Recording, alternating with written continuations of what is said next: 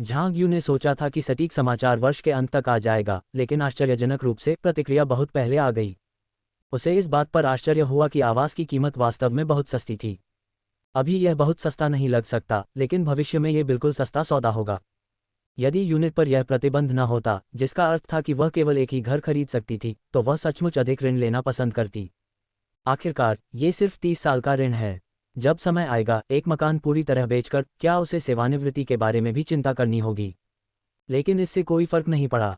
हालांकि वह केवल एक ही घर खरीद सकती थी, फिर भी उसने सीधा सादा होकर एक बड़ा घर खरीदने का निर्णय लिया। आखिरकार इस स्थान के आसपास कई बड़े प्रकार के आवास थे, इसलिए निश्चित रूप से उन्हें न बेच पाने की कोई चिंता नहीं थी। हाँ, झांग यू ने पहले ही अपना मन बना लिया था। वह अब एक बड़ा घर चुनेगी और जब वह बड़ी हो जाएगी तो वह बड़े घर को बेचकर उसके बदले एक छोटा घर ले लेगी। अकेले कीमत का अंतर ही उसके लिए आराम से रहने के लिए पर्याप्त होगा। युवावस्था में थोड़ा अधिक दबाव होने में क्या बुराई है? इससे उसे केवल पैसा कमाने की प्रेरणा मिलेगी।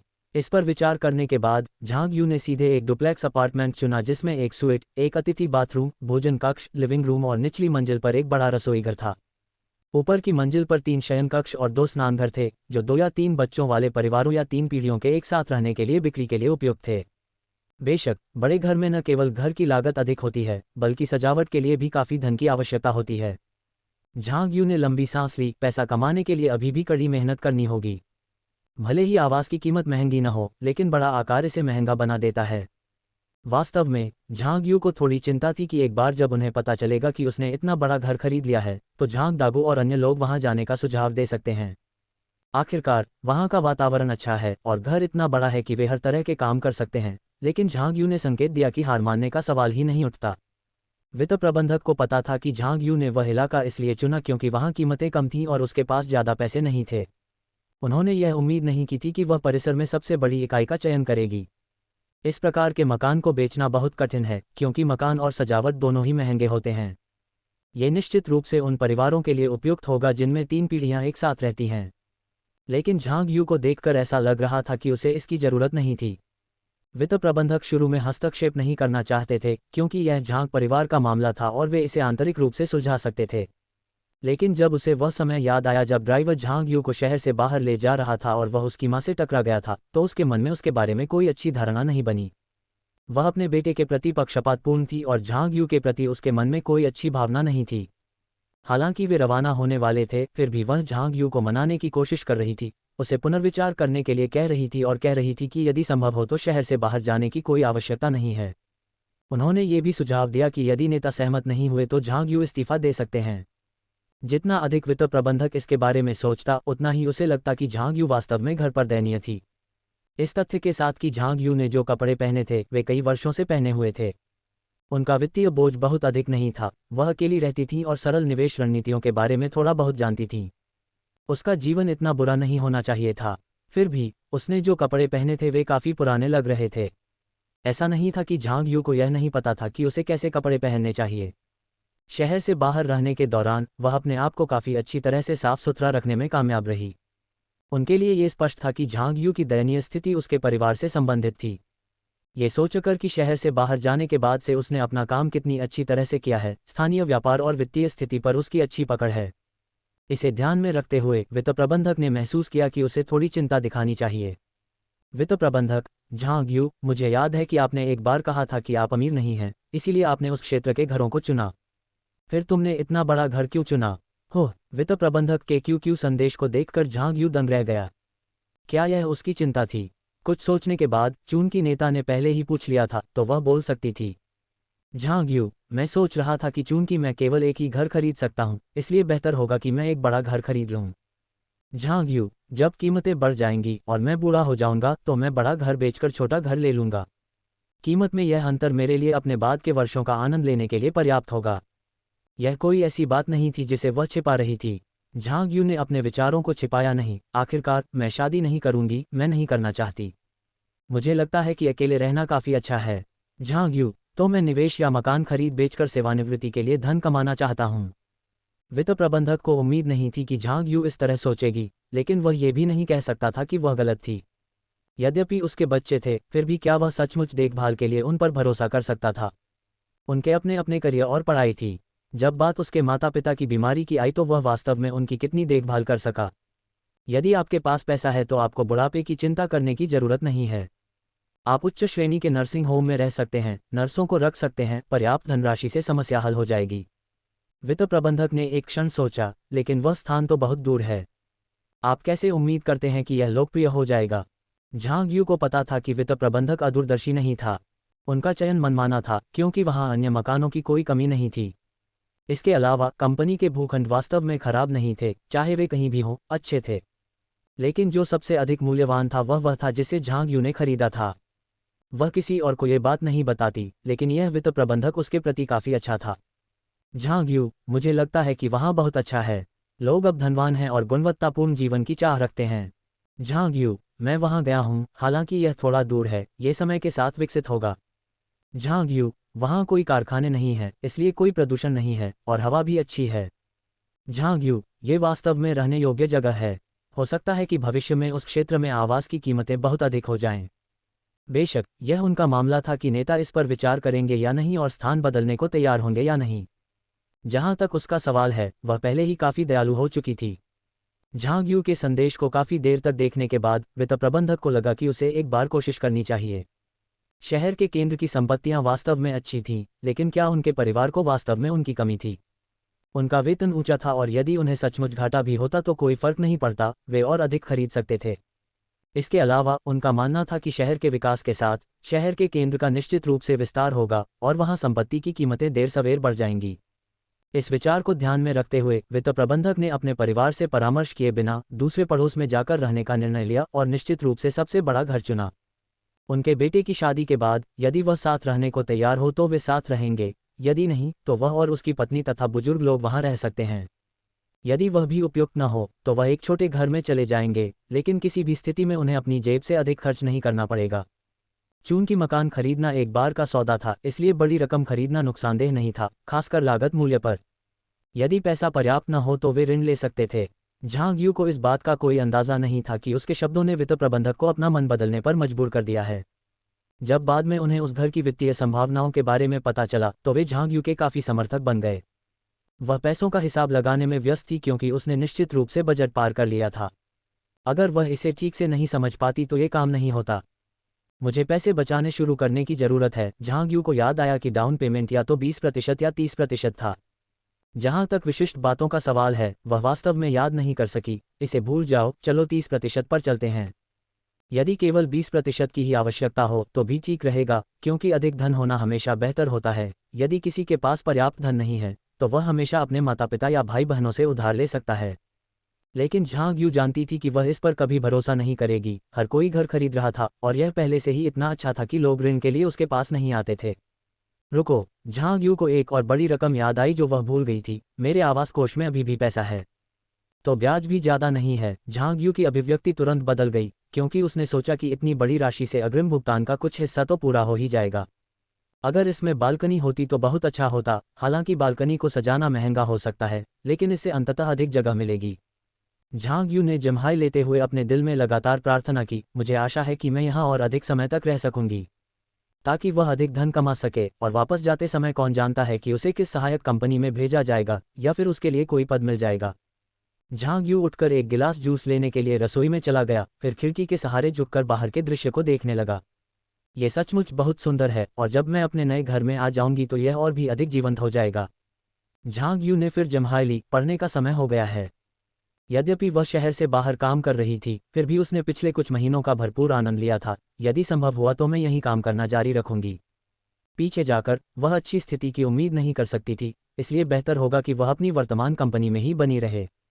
झांग यू विभिन्न गतिविधियों में व्यस्त थी, पढ़ने में तल्लीन थी और इतना अधिक व्यायाम कर रही थी कि वह पूरी तरह से भूल गई थी कि उन्हें इस स्थानांतरण के बारे में सूचित नहीं किया गया था।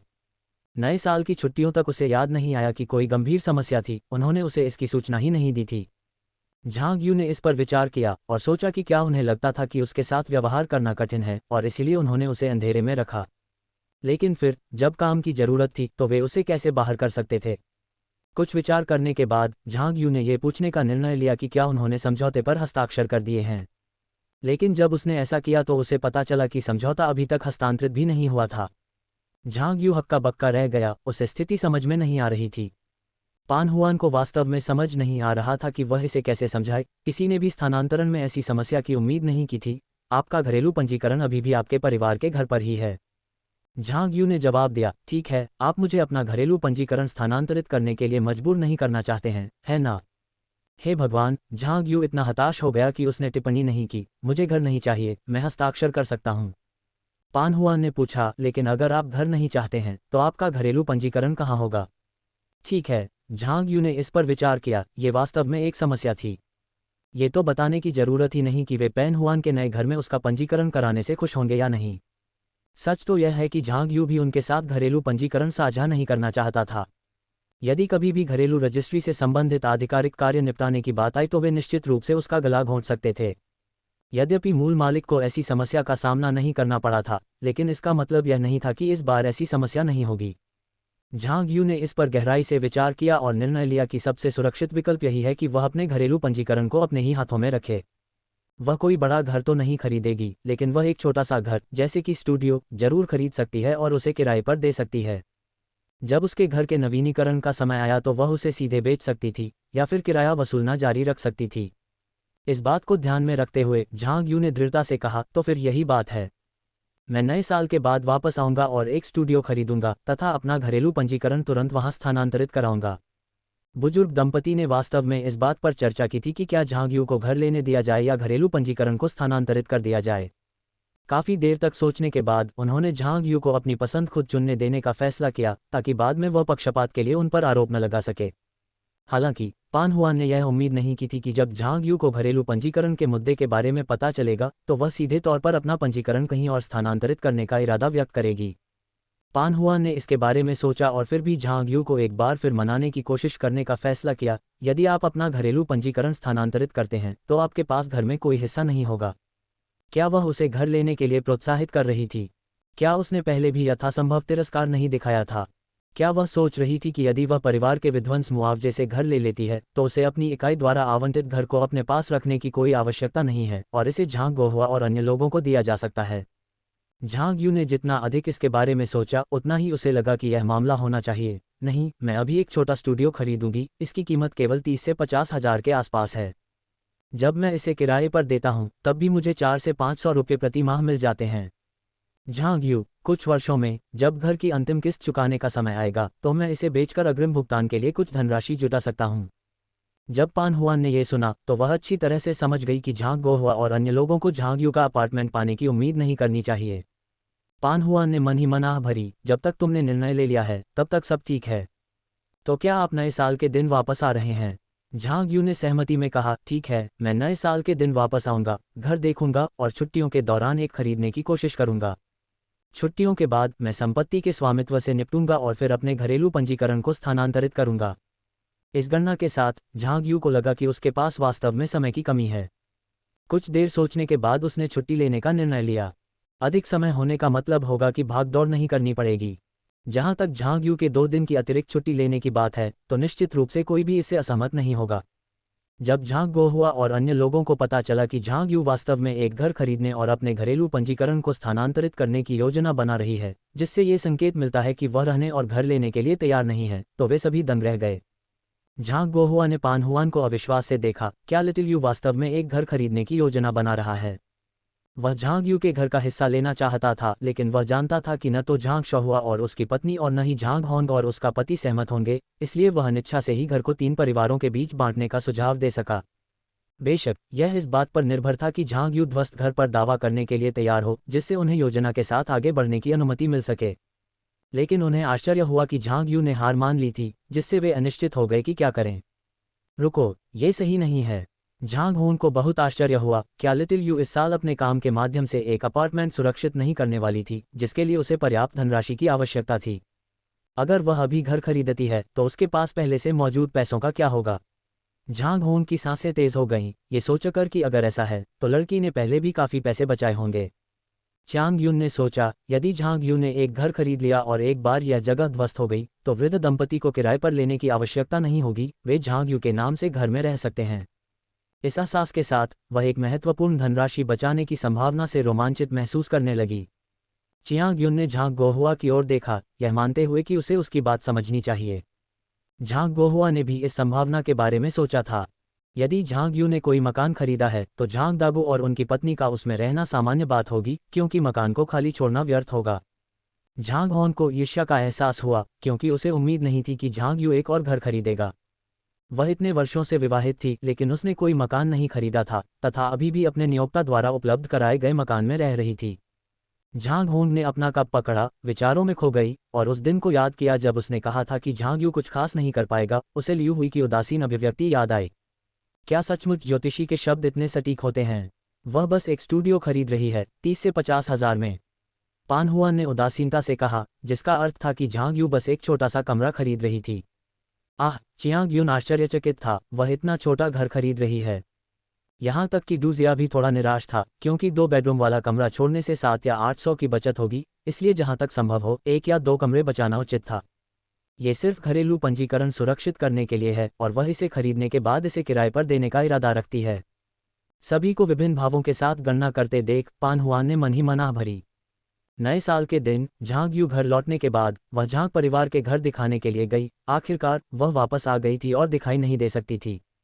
उसे आश्चर्य हुआ कि उस दिन झांग परिवार का घर असाधारण रूप से शांत था, जो झांग यू को बहुत अजीब लगा। आखिरकार यह नववर्ष का दिन था, छुट्टी का दिन और जश्न का समय।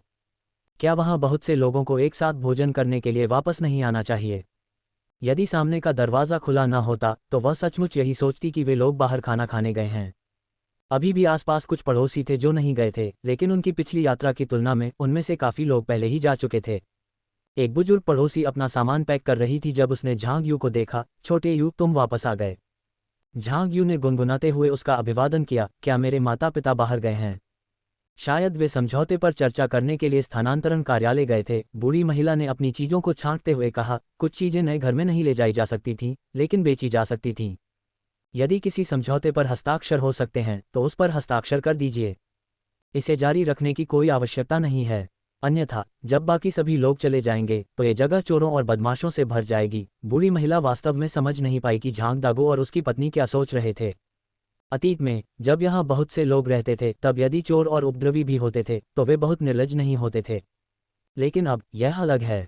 चूंकि यहाँ कम लोग रहते हैं, इसलिए उपद्रवियों की संख्या बढ़ गई है। अभी कुछ दिन पहले ही कोई दिन के उजाले में घुस आया। हालांकि यह कोई ऐसी घटना नहीं थी जो उसके अपने परिवार के साथ घटी हो, लेकिन इसके बारे में सोचकर ही वृद्ध महिला को चिंता होने लगी। सौभाग्य से उन्होंने पहले ही समझौते पर हस्ताक्षर कर दिए थे। मैंने मूल रूप से वसंत महोत्सव के बाद स्थानांतरित होने के बारे में सोचा था, लेकिन अब आखिरकार पुराने घर में एक अतिरिक्त दिन बिताने का मतलब था एक दिन का किराया बचाना। लेकिन अब बात पैसे बचाने की नहीं थी, बात थी जीवन को बचाने की। बूढ़ी महिला ने एक बार फिर अपने आसपास के लगभग खाली पड़े घरों की ओर इशारा करते हुए कहा, वे सभी अपना सामान बांध रहे हैं, वसंत महोत्सव से पहले बाहर निकलने की कोशिश कर रहे हैं। अब आपके लौटने के बाद यहाँ अभी भी थोड़ी चहल पहल है, लेकिन अगर आप और इंतजार करेंगे तो आप सचमुच कह सकते हैं कि यहाँ कोई नहीं बचा है।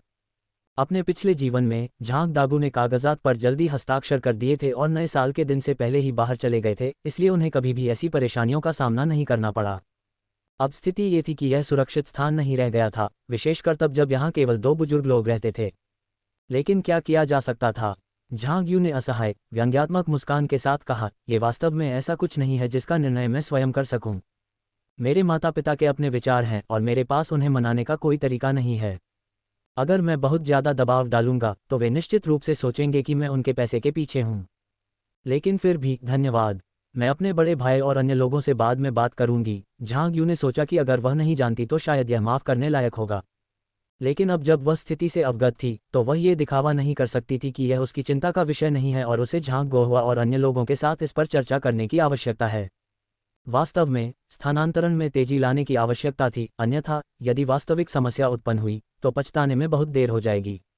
हाँ, अब तुम्हें और इंतजार नहीं करना चाहिए, पड़ोसी बूढ़ी औरत सचमुच समझ नहीं पाई।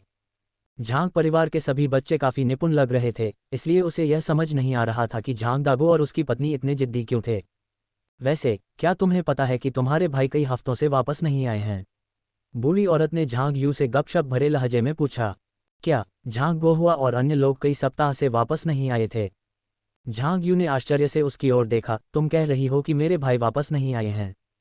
सप्ताहांत पर भी नहीं? झांग यू अपना आश्चर्य छिपा नहीं सकी। आखिरकार झांग दागू एक ऐसा व्यक्ति था जो अपनी छवि की बहुत परवाह करता था। यदि यह सच है कि झांग गोहुआ और अन्य लोग कई सप्ताह से वापस नहीं आए हैं, तो क्या उनके पिता उन्हें खरी खोटी नहीं सुनाते? वह आमतौर पर हर चीज़ के बारे में शिकायत करता रहता था, लेकिन इस बार कोई शिकायत नहीं थी। क्या ऐसा हो सकता है कि उन्हें यह एहसास हो गया हो कि शिकायत करना बेकार है और उनकी दुर्दशा देखकर उसे केवल मनोरंजन ही होगा? खैर, अगर उसे पता होता तो वह निश्चित रूप से इसे मजाक समझती। मुझे नहीं पता, हर बार जब मैं घर पर फ़ोन करता हूँ तो मैं सिर्फ उनके स्वास्थ्य के बारे में पूछता हूँ, लेकिन वे वापस नहीं आए, शायद वे व्यस्त हैं। आखिरकार ये साल का अंत है। झांग गोहुआ और अन्य लोगों को हरा नहीं रहा था। जब वे नीचे थे तो उन्हें लात मारने की कोई ज़रूरत नहीं थी। चाहे कुछ भी हो, वे फिर भी परिवार ही हैं। आपको बाहरी दुनिया के सामने एकजुट होकर प्रस्तुत होना होगा। आखिरकार पुराने पड़ोसियों ने पहले ही बहुत सारे चुटकुले देख लिए थे, उसे वास्तव में इस समय इसमें शामिल होने की कोई ज़रूरत नहीं थी। जब पड़ोसी ने झांग का जवाब सुना तो वे अपने होठों को सिकुड़ने और खुद से सोचने से खुद को नहीं रोक सके। कोई आश्चर्य नहीं कि उसे झांग गोहुआ और अन्य लोगों ने बाहर निकाल दिया। वह वास्तव में खुद के लिए खड़ी नहीं हो सकती। वे ये बताना चाहते थे कि यहाँ उनके घर का पंजीकरण होने तथा बाहर उनका अपना कोई घर न होने के कारण वह संपत्ति में हिस्सा मांगने की हकदार हैं। लेकिन झांग के आचरण को देखते हुए, भले ही उन्होंने उसे यह बताया हो, क्या वह वास्तव में घर रख सकती थी? वह संभवतः झांग गोहुआ और अन्य लोगों से वैसे भी हार जाती, और चूंकि उन्हें पड़ोसी ही रहना था, इसलिए कृतज्ञता के बिना प्रयास करना उचित नहीं था। अंदर जाने में असमर्थ झांग ने दरवाजे पर कुछ देर तक इंतजार करने के बाद महसूस किया कि वह अब और इंतजार नहीं कर सकती, उसे अपने काम निपटाने थे। झांग ने अपने पड़ोसी से कहा कि उसे कुछ काम है और उसे थोड़ी देर के लिए बाहर जाना है। पड़ोसी को ये बहुत अजीब लगा। उसे समझ नहीं आया कि घर आने के बाद झांग को क्यों जाना पड़ा। पुराने पड़ोसी होने के नाते वे जानते थे कि झांग के आमतौर पर कोई दोस्त नहीं थे और वह कभी कभार ही बाहर जाता था। जब सभी को पता चला कि झांग को कुछ काम निपटाने हैं, तो उनका पहला विचार ये था कि क्या उसे कोई प्रेमी मिल गया है, उसका कोई बॉयफ्रेंड है। इन लोगों की कल्पनाएं निश्चित रूप से बहुत उग्र थीं। झांग ने अपना सिर हिलाया। नहीं, मुझे लगता है कि अकेले रहना काफ़ी अच्छा है। मैं तो बस घर देखने जा रहा हूँ। मेरी माँ ने कहा कि मेरा पंजीकरण यहाँ है और मुझे एक घर मिल सकता है, लेकिन वे इसके लिए हस्ताक्षर नहीं कर सकते। बूढ़े पड़ोसी ने सोचा कि झांग दागू और अन्य लोग झांग को ये बात नहीं बताएंगे और इसके बजाय वे उसे अपना पंजीकरण कहीं और स्थानांतरित करने के लिए दबाव डालेंगे। उन्हें उम्मीद नहीं थी कि झांग वास्तव में इसके बारे में जानता होगा, लेकिन वे भी आश्चर्यचकित थे, क्योंकि झांग को पता था। तो फिर आप अभी भी घर खरीदने क्यों जा रहे हैं? देखिए, यही एक कारण था कि वह पुनर्वास गृह पर दावा करने के लिए उत्सुक नहीं थी। वे सभी पुराने पड़ोसी थे। जिन लोगों ने पुनर्वास मकान ले लिए थे, उन्हें अनिवार्य रूप से पड़ोसी बने रहना होगा। झांग के लिए यदि विकल्प दिया जाए तो वह वास्तव में उनके बीच रहना नहीं चाहती। घर में कोई भी छोटी सी बात तुरंत पूरे शहर में चर्चा का विषय बन जाती थी।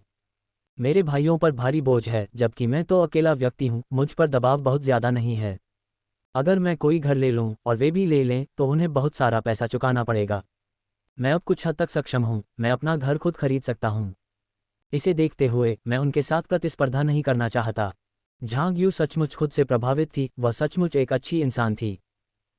जब आसपास के पड़ोसियों ने सुना कि झांग वास्तव में ऐसे महत्वपूर्ण समय पर घर खरीदने जा रहा है, तो वे सभी आश्चर्यचकित थे कि क्या कोई छिपी हुई कहानी है।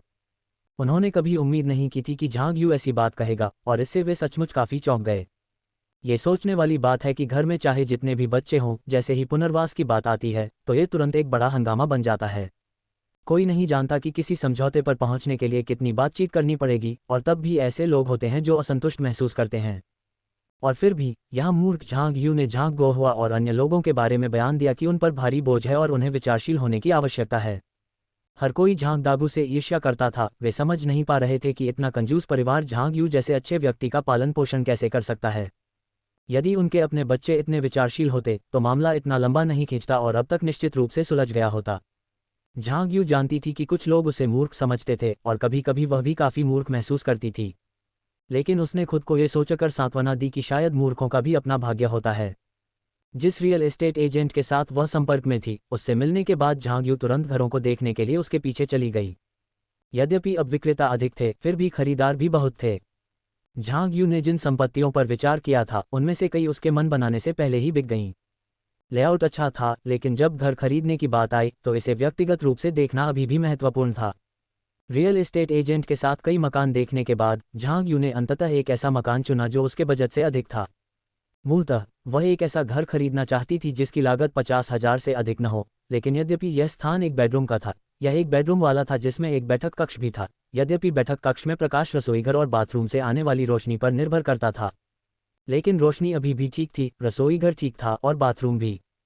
कुल मिलाकर इसे देखने के बाद झांग यू वास्तव में संतुष्ट थे, विशेष रूप से स्कूल, जिले और आसपास की सुविधाओं से।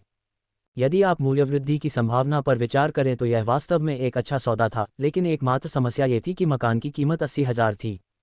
बेशक इससे झांग यू डर नहीं गया। हालांकि यह मकान थोड़ा महंगा था, लेकिन चूंकि यह एक बेडरूम और एक लिविंग रूम वाला मकान था, इसलिए इसे किराए पर देने में कोई परेशानी नहीं हुई। ये बजट से बाहर था, लेकिन यदि वह इसे बाद में बेचना चाहती तो कोई समस्या नहीं होती, खासकर तब जब किराए से आय अधिक थी।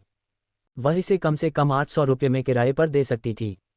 झांग यू ने उस पर नज़र डाली। अगर मैं ये घर खरीदता हूँ तो क्या आप इसे किराए पर देने में मेरी मदद कर सकते हैं? रियल एस्टेट एजेंट को पहले से पता था कि क्रेता शहर से बाहर काम करता है और संभवतः घर खरीदने के बाद भी उसे किराए पर देता रहेगा। लेकिन ये भविष्य की चर्चाएं थीं और उन्हें अभी इसे किराए पर देने के बारे में बात करने की उम्मीद नहीं थी। बिल्कुल, चूंकि आप शहर से बाहर काम करते हैं और चीज़ें टूट सकती हैं, इसलिए मैं मरम्मत में मदद कर सकता हूं। रियल एस्टेट एजेंट ने भारी कमीशन के बारे में सोचते हुए और स्वेच्छा से सेवा देने की पेशकश की। आखिरकार इसमें कुछ ही बार व्यस्त रहना होगा, कोई बड़ी बात नहीं है। इस तरह के सक्रिय और उत्साही रियल एस्टेट एजेंट वास्तव में दुर्लभ थे, और झांग यू को इस बात की चिंता थी कि अगर कोई चीज़ टूट गई और उसे उसकी मरम्मत करनी पड़ी तो वह क्या करेगी। लेकिन यहाँ तो रियल एस्टेट एजेंट था जो बहुत प्यारा था। इसके बारे में सोचने के बाद झांग यू ने कहा, ठीक है, घर किराए पर देने के बाद मैं आपको 50 रुपये प्रति माह दूंगा, और अगर चीज़ों को बदलने की ज़रूरत पड़ी तो हम वास्तविक लागत के हिसाब से काम करेंगे। वह किसी से मुफ्त में काम करने की उम्मीद नहीं कर सकती थी। यदि उन्होंने एक बार मदद की तो वह एक बार थी, 2 बार मदद की तो वह 2 बार थी। वे हर बार मदद नहीं करेंगे। मुआवजे पर सहमति के बाद झांग यू ने एक महत्वपूर्ण सवाल पूछा, क्या इस घर के साथ निवास पंजीकरण जुड़ा हुआ है? वह इन दिनों घर खरीदने वाले लोग इस मुद्दे पर ध्यान नहीं देते, और निश्चित रूप से रियल एस्टेट एजेंट भी पूछने की जहमत नहीं उठाते। उसकी अभिव्यक्ति देखकर झांग यू को पता चला कि शायद उसे पता नहीं था। ठीक है, वर्तमान घर खरीदार केवल लेनदेन लागत, कीमतों आदि पर ही ध्यान देते हैं, निवास पंजीकरण की परवाह नहीं करते। लेकिन झांग यू कौन था?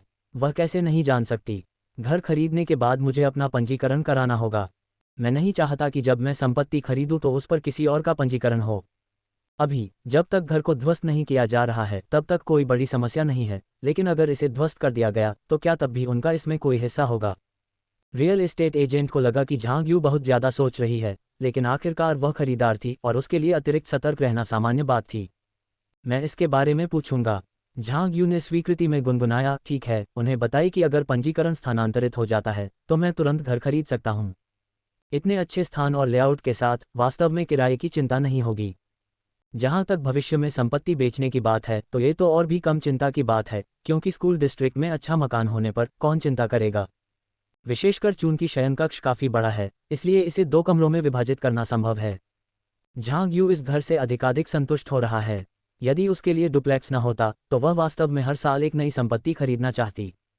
लेकिन कोई बात नहीं, अब पैसा कमाने के लिए कड़ी मेहनत करना शुरू कर देना चाहिए। मकान मालकिन बनने का लक्ष्य रखना भी संभव है।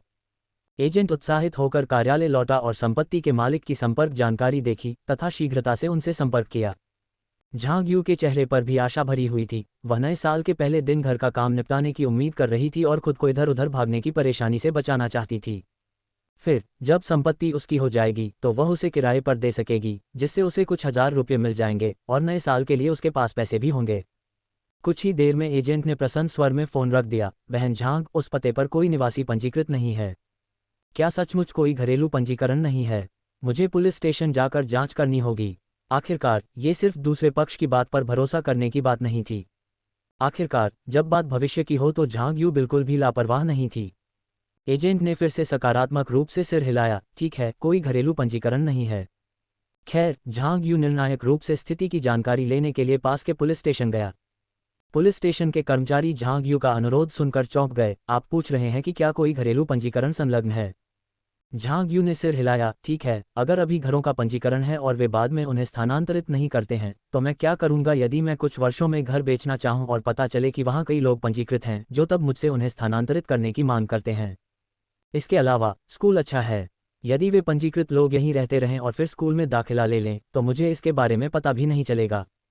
उन्होंने कहा, मैं सिर्फ ये जानना चाहता हूं कि क्या कोई घरेलू पंजीकरण है। जहां तक विवरण की बात है, मुझे इसकी परवाह नहीं है। जहां तक इस बात का सवाल है कि कितने लोग पंजीकृत थे या वे विशेष रूप से कौन थे, झांग यू को वास्तव में इसकी परवाह नहीं थी, क्योंकि यह विक्रेता की चिंता का विषय था। पुलिस ने एक पल सोचा और बिना कोई विवरण बताए झांग यू को जांच करने में मदद की। किसी का भी घरेलू पंजीकरण नहीं है। परिणाम तुरंत आ गए और इस पते पर कभी कोई पंजीकृत नहीं हुआ है। क्या कभी किसी का पंजीकरण नहीं हुआ? झांग यू को उम्मीद नहीं थी कि नवीनीकरण के बाद मालिक कभी भी घर में नहीं आएंगे, बस उन्हें लगा कि वे सचमुच बहुत अमीर होंगे। अब जब वह जानती थी कि संपत्ति से कोई घरेलू पंजीकरण जुड़ा नहीं है, तो झांग यू जल्दी से एजेंट के पास गई और तेजी से कहा, मैं घर ले लूंगी। झांग यू का स्पष्ट जवाब सुनकर एजेंट ने राहत की लंबी सांस ली। हालांकि मालिक ने आश्वासन दिया था कि कोई पंजीकरण नहीं हुआ है, लेकिन आजकल लोगों की बातों पर हमेशा विश्वास नहीं किया जा सकता, इसलिए बेहतर है कि आप स्वयं जांच कर लें। यद्यपि ये दृष्टिकोण केवल झांग यू द्वारा उठाया गया था, फिर भी एजेंट ने सोचा कि भविष्य में मकान मालिकों से अधिक बार पूछना आवश्यक है, तथा यदि संभव हो तो पुलिस स्टेशन से भी इसकी पुष्टि कर लेनी चाहिए। अन्यथा किसी की संपत्ति से अज्ञात लोगों का पंजीकरण जुड़ा होना पूरी तरह से परेशान करने वाली बात थी। झांग यू को यह एहसास नहीं था कि उसके कार्यों ने एजेंट की नज़र में एक उदाहरण स्थापित कर दिया है, जो बाद में वही उपाय अपनाएगा। यदि वह जानती, तो वह केवल यही सोच सकती थी कि इस युवक में प्रतिभा है, क्योंकि वह उसके कार्यों को देखकर यह समझ सकती थी कि क्या किया जाना चाहिए, अर्थात मामलों को पूरी लगन से निपटाना चाहिए। फिलहाल जिस बात ने उसे खुश किया वह ये थी, मैं आज अनुबंध पर हस्ताक्षर करूंगी, मकान के लिए भुगतान करूंगी और पता करूंगी कि संपत्ति का हस्तांतरण कब होगा, साथ ही मैं अपना घरेलू पंजीकरण यहाँ कब स्थानांतरित कर सकती हूँ। एक बार संपत्ति का मामला निपट जाने के बाद उसका पंजीकरण झांग दागू की घरेलू बही से हटा दिया जाएगा। उसके बाद ये दंपति उसे बांधकर नहीं रख सकेगा। काम पर वापस आने का पहला दिन, एजेंट ने कुछ देर सोचने के बाद कहा। झांग यू ने सहमति में कहा, अच्छा, जितनी जल्दी घरेलू पंजीकरण स्थानांतरित हो जाएगा मुझे उतना ही आराम मिलेगा। अन्यथा जब तक घरेलू पंजीकरण को स्थानांतरित नहीं किया जाता, झांग यू हमेशा कुछ चिंतित रहेगी। जब झांग यू घर लौटा तो झांग दागू और पान हुआन पहले से ही वहां मौजूद थे। बेशक हमेशा की तरह वहां सिर्फ वे दोनों ही थे। झांग परिवार के घर को देखते हुए, जो कि और अधिक शांत था, झांग यू को पड़ोसियों से पहले से ही पता था कि झांग गोहुआ और अन्य लोग काफी समय से वापस नहीं आए हैं। लेकिन एक बुद्धिमान व्यक्ति के रूप में निश्चित रूप से ऐसे समय में कोई भी हंस नहीं सकता। झांग यू और झांग दागू ने एक दूसरे को अभिवादन किया। पिताजी, माँ, क्या आप खाना बना रहे हैं? झांग यू मूल रूप से पूछना चाहता था, क्या आज नव वर्ष का दिन नहीं है? क्या परिवार को भोजन के लिए एकत्र नहीं होना चाहिए? पहले समारोह में वापस आना एक सामान्य बात थी, लेकिन अब ऐसा लगता है कि यह गायब हो गया है, जिससे झांग यू को गहरी निराशा हुई। तुम्हारे भाई के पास काम है, झांग दागू विस्तार से बताने की जहमत नहीं उठा सका। जब से उन्होंने उन्हें सप्ताहांत पर इतना भोजन खरीदना बंद करने के लिए कहा था और उम्मीद जताई थी कि झांग गोहुआ और अन्य लोग वापस आने पर सब्जियां या मांस लाएंगे, और उम्मीद करते थे कि वे सप्ताहांत में खाना पकाएंगे और उसके बाद घर की सफाई करेंगे, लेकिन उनका रवैया बदल गया। एक एक करके उन सभी ने कहा कि वे सप्ताहांत में व्यस्त थे और वापस नहीं आ सके। शायद बाध्यता महसूस करते हुए उन्होंने सोमवार से शुक्रवार तक के कार्य दिवसों का लाभ उठाते हुए उनके स्वास्थ्य की जांच करने के लिए उनके घर पर रुकना शुरू कर दिया। जहां तक सप्ताहांत की बात है तो वे सचमुच कहीं नजर नहीं आते थे। कोई यह कह सकता है कि झांग यू ने बेहतर काम किया। शहर से बाहर काम करने के बावजूद कम से कम वह सप्ताह में कई बार फोन तो करती थी, जबकि स्थानीय झांग गोहुआ और उनका परिवार हर सप्ताह कुछ दर्जन मिनट के लिए आते थे और फिर तुरंत चले जाते थे, मानो उन्होंने कोई मिशन पूरा कर लिया हो। झांग दागू ने जितना अधिक इसके बारे में सोचा उतना ही अधिक क्रोधित हुआ। उन्होंने महसूस किया कि घर के बंटवारे के बाद उनके प्रति उनका रवैया पूरी तरह से बदल गया था, लगभग उपेक्षा की हद तक। कुछ बात है, झांग यू समझ गया। झांग दागू और झांग गोहुआ के बीच संघर्ष हुआ था, लेकिन न तो झांग दागू और न ही झांग गोहुआ माफी मांगने को तैयार होंगे। स्थिति अभी भी अजीब बनी हुई है और भविष्य में भी ऐसी ही स्थिति बनी रह सकती है। अगर ऐसा है तो रहने दीजिए। ओह, वैसे तुम घर देखने गई थी, कैसा रहा? पान हुआन जानती थी कि झांग गोहुआ सचमुच बहुत गुस्से में है, लेकिन वह क्या कर सकती थी? उनके बच्चे अपने ही विचारों के साथ बड़े हुए थे और कौन वयस्कों की इच्छाओं के अनुसार कार्य करने को तैयार होगा। मैं इसे खरीदा, आज अनुबंध पर हस्ताक्षर कर दिए, एजेंसी को भुगतान कर दिया और फिर काम पर वापस जाने के बाद कागजी कार्रवाई संभाल लूंगा, तो मैं अपने घर का पंजीकरण स्थानांतरित कर सकता हूँ। झांग यू ने संक्षेप में घर की स्थिति का उल्लेख किया। पान हुआन ये सुनकर दंग रह गया कि झांग यू इतनी आसानी से 80,000 का घर खरीद सकता है। क्या आपके पास वास्तव में 80,000 हैं? झांग गोहुआ और अन्य सभी 3 बेडरूम वाले अपार्टमेंट चाहते थे, लेकिन उनमें से कोई भी 1 लाख रुपये खर्च नहीं करना चाहता था, क्योंकि उन्हें उम्मीद थी कि अन्य लोग पैसे दे देंगे। और फिर भी ये झांग यू ही थे जिन्हें वे नीची नज़र से देखते थे, जिन्होंने कहा कि घर खरीदने का मतलब घर खरीदना ही है। पान हुआन अपने ही आश्चर्य से चौंक गई। माँ, आपको क्या लगता है कि हमारे परिवार में किसके पास ये पैसा नहीं होगा? ऐसा नहीं है कि झांग गोहुआ और अन्य लोगों के पास पैसा नहीं है, वे बस ऐसा दिखावा करने के आदी हैं कि उनके पास पैसा नहीं है। उनके लिए, यदि वे गरीब बनकर पैसा कमा सकते हैं तो वे रोना धोना पसंद करेंगे। पान हुआन को झांग गोहुआ और अन्य लोगों का सामान्य व्यवहार याद आया। हाँ, आमतौर पर जब तक वे रोते रहते थे इस तरफ से पैसे निकलते रहते थे। परिणामस्वरूप उनमें ऐसी आदत विकसित हो गई और पान हुआन को लगा कि उसे शुरू से ही उन्हें इसमें शामिल नहीं करना चाहिए था। यह मिसाल कायम करने के बाद उनमें से प्रत्येक को किसी भी संकट के संकेत पर पैसे मांगने की आदत हो गई। झांग यू को देखते हुए शुरुआत में ज्योतिषी ने कहा कि वह बहुत कुछ नहीं कर पाएगी सिवाय संतानोचित आज्ञाकारी होने के, इसलिए उन्होंने उससे काम में बहुत कुछ हासिल करने की उम्मीद नहीं की थी जब तक वह उनका अच्छी तरह से ख्याल रखेगी। लेकिन अब झांग यू की नौकरी को देखकर कोई भी कह सकता है कि यह काफ़ी अच्छी थी, आय भी अच्छी थी और वह अपने दम पर एक घर खरीदने में कामयाब रही थी। क्या आपके पास अभी भी पैसे बचे हैं? झांग दागू चुपचाप किनारे से सुन रहा था और झांग यू द्वारा घर पर 80,000 खर्च करने की बात सुनकर उसने लापरवाही से पूछा। झांग यू ये देखकर आश्चर्यचकित रह गया कि झांग दागू अचानक इतनी उत्सुकता और उत्साह के साथ चिंता व्यक्त कर रहा था। लेकिन इसे कैसे रखा जाना चाहिए? अब जब उसे ध्यान देने की बात याद आई तो सचमुच बहुत देर हो चुकी थी। उन्होंने कहा, जहाँ तक पैसे की बात है तो मेरे पास पैसा है, मेरे खर्चे ज़्यादा नहीं हैं और मेरा वेतन भी बढ़ गया है, इसलिए मेरे पास पैसा है। झांग दागू ने जवाब दिया, ओह, तो आप अपनी कंपनी से तुरंत अपार्टमेंट खरीदने जा रहे हैं। पहले एक जमा राशि जमा करा दें और अपार्टमेंट मिलने के बाद औपचारिकताएं पूरी कर लें। अभी 1 या 2 साल का समय है, कोई जल्दी नहीं है। झांग यू समूह कंपनी की पेशकश से काफ़ी संतुष्ट थे। यद्यपि पारस्परिक संबंध जटिल हो गए थे, लेकिन इस बात से इनकार नहीं किया जा सकता था कि यदि कोई आगे बढ़ने का विचार त्याग दे तो यह वास्तव में काफ़ी अच्छा था। झांग दागू ने फिर कहा, ओह, तो फिर आप किस आकार का अपार्टमेंट लेने की योजना बना रहे हैं? एक डुप्लेक्स, संभवतः लगभग 180 वर्ग मीटर। अपार्टमेंट बनने के बाद ही सही आकार का पता चलेगा। आखिरकार यह अभी केवल एक खाका था और बाद में विभिन्न साझा क्षेत्रों की गणना करनी होगी। 180 वर्ग मीटर का अपार्टमेंट। जब उन्हें पता चला कि झांग यू वापस आ गया है तो वे सभी वापस दौड़े। बेशक उनके मन में कभी यह विचार नहीं आया कि रास्ते में किराने का सामान खरीद लें, क्योंकि यह उनकी आदत नहीं थी। उन्होंने उम्मीद नहीं की थी कि झांग यू उन्हें इतना बड़ा आश्चर्य देगा। 180 वर्ग मीटर का अपार्टमेंट, जो वास्तव में एक साधारण अपार्टमेंट नहीं था। चांग यून का दिल खून से लथपथ था। यदि वे 180 वर्ग मीटर का अपार्टमेंट खरीद सकते हैं तो क्या झांग यी की शादी पर विचार करने की कोई आवश्यकता होगी? इसकी कोई आवश्यकता ही नहीं होगी।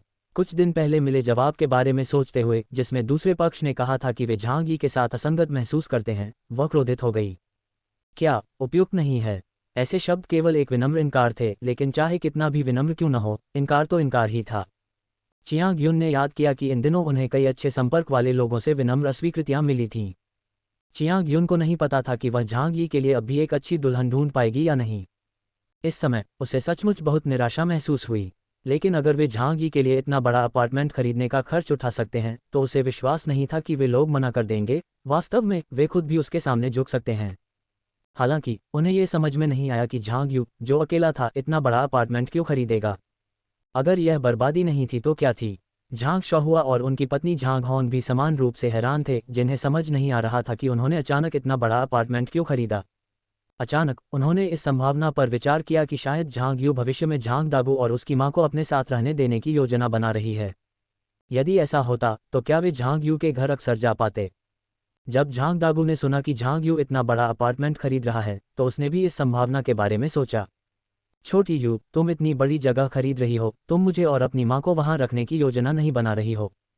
क्या वह सोच रहा था कि वह उन्हें अपने साथ रहने के लिए ले जाएगी? झांग यू खुद को हंसने से नहीं रोक पाए। मैं इतना बड़ा अपार्टमेंट इसलिए खरीद रहा हूं क्योंकि मेरे पास संपत्ति खरीदने के लिए केवल एक ही कोटा है, इसलिए निश्चित रूप से मैं एक बड़ा अपार्टमेंट ही चुनूंगा। जब मैं बूढ़ा हो जाऊंगा तो मैं बड़ा अपार्टमेंट बेच दूंगा और फिर एक छोटे से अपार्टमेंट में चला जाऊंगा। कीमत में अंतर से यह सुनिश्चित होना चाहिए कि मैं आराम से रह सकूं। माँ और पिताजी, जब मुझे अपार्टमेंट मिल जाएगा तो उसे सुसज्जित करने में मुझे कई साल लगेंगे। एक बड़ी जगह को सजाने में ज़्यादा खर्च आता है और मुझे पैसे कमाने की ज़रूरत है। इसके अलावा माँ और पिताजी, आप बार बार घर बदलना नहीं चाहेंगे, है ना? हमने पहले भी कहा है कि 70 साल के लोगों को बाहर नहीं सोना चाहिए। झांग यू ने मुस्कुराते हुए कहा कि बुजुर्गों को इधर उधर नहीं घूमना चाहिए और अक्सर अलग अलग जगहों पर नहीं रहना चाहिए। इसके अलावा मुझे काम पर जाना है, और चियांग यू जल्द ही सेवानिवृत्त हो रहे हैं, इसलिए आपको गोहुआ और उनकी पत्नी को बुजुर्गों की देखभाल करने देना चाहिए। ये सबसे बड़े बेटे और पोते पर भरोसा करने का समय है। झांग यू ने सीधे तौर पर झांग दागू की मदद करने के लिए किसी को इशारा किया। झांग गोहुआ ने चियांग यून की अभिव्यक्ति को देखने की हिम्मत नहीं की, ये जानते हुए कि यह काफ़ी बदसूरत होना चाहिए। चियांग यून की आंखों में आंसू आ गए, उसे समझ नहीं आ रहा था कि झांग यू ने उसे इसमें क्यों घसीटा। छोटे यू, तुम वापस आ गए। झांग गोहुआ ने चियांग यू को रोकते हुए, जो कि फटने ही वाला था, उत्साहपूर्वक झांग यू का स्वागत किया। नकली, इतना नकली कि विश्वास करना मुश्किल था। झांग यू ने अपने होंठ सिकुड़ते हुए सोचा कि लोग सचमुच इतने कपटी हो सकते हैं कि हर किसी के साथ मूर्खों जैसा व्यवहार कर सकते हैं। बड़े भाई, आपने सुना होगा कि मैंने अभी क्या कहा। आज मैंने 80,000 में एक बेडरूम का अपार्टमेंट खरीदा। मेरा घरेलू पंजीकरण कुछ दिनों में स्थानांतरित कर दिया जाएगा। मैंने अपने कार्य इकाई के अपार्टमेंट के लिए 1,80,000 का बजट तय किया है और प्रारंभिक अनुमान के अनुसार इसे सजाने में मुझे कम से कम 7 या 8 साल लगेंगे। झांग गोहुआ ने शुरू में सोचा था कि झांग यू द्वारा इतना बड़ा अपार्टमेंट खरीदना काफ़ी चौंकाने वाली बात थी, क्योंकि यह कोई छोटी रकम नहीं थी। लेकिन अप्रत्याशित रूप से झांग यू और भी विस्फोटक खबर दे सकता था। 80,000 की लागत वाले अपार्टमेंट के लिए उन्होंने सांत्वना देते हुए कहा, आपने पूरा भुगतान कर दिया। झांग शहुआ और उसकी पत्नी की निगाहें झांग यू पर टिकी थीं और वे उसकी प्रतिक्रिया का इंतजार कर रहे थे। हाँ, और क्या मुझे लोन लेना चाहिए था? झांग यू को समझ नहीं आया। मैं अब बंधक लेने वाला हूँ, मैं 2 बार लोन नहीं लेना चाहता। इसके अलावा अगर मेरे पास पैसा है तो मैं ऋण क्यों लूँगा?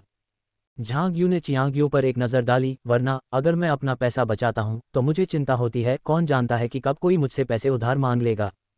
झांग यू ने मुस्कुराते हुए कहा, चूंकि मामला ऐसा है तो मैं खुद भी इसका इस्तेमाल कर सकता हूँ। चियांग यून की मुट्ठियां भींची हुई थीं, वह जानती थी कि ये शब्द उसका मजाक उड़ाने के लिए कहे गए थे, लेकिन वह सीधे तौर पर प्रतिक्रिया नहीं दे सकी, वरना ऐसा नहीं लगता कि यहाँ 300 चांदी नहीं है। चियांग यू बहुत शांत दिख रही थी, लेकिन वास्तव में हर कोई जानता था कि उन्होंने पैसे मांगे थे और उन्हें पैसे नहीं मिले, बल्कि झांग यू से डांट पड़ी। वैसे क्या आप सब ऐसे ही वापस आ गए? झांग यू ने देखा कि वे अपने साथ कोई खाना नहीं लाए थे और वह जानती थी कि आज पान हुआन किराने की खरीदारी करने नहीं गया था। रात्रि भोजन के लिए एक व्यक्ति और बुलाना तो ठीक था, लेकिन 8 या 9 लोगों को बुलाना निश्चित रूप से पर्याप्त नहीं होगा। झांग गोहुआ को उम्मीद नहीं थी कि झांग यू ये बताएगा कि वे किराने का सामान वापस नहीं लाए हैं, और उसे एक पल के लिए अजीब लगा। क्या वे ये स्वीकार कर सकते हैं कि जैसे ही उन्हें पता चला कि झांग यू वापस आ गई है, वे उससे बात करना चाहते थे? वे कभी यह स्वीकार नहीं करते कि उनमें यह आदत नहीं है। पान हुआन ने भीड़ को बिना भोजन के लौटते देख कहा, मैंने आज किराने का सामान नहीं खरीदा। झांग होंग ने पान हुआन की बात को बीच में ही रोक दिया, इससे पहले कि वह कुछ और कह पाती, और झांग यू की ओर प्रसन्नता भरी मुस्कान के साथ देखने लगा। झांग यू ने उसकी आंखों में स्पष्ट रूप से अमित्र इरादे को भांप लिया। इस पर विचार करने पर उसे पता चला कि वे लोग उससे बिल चुकाने की उम्मीद कर रहे होंगे।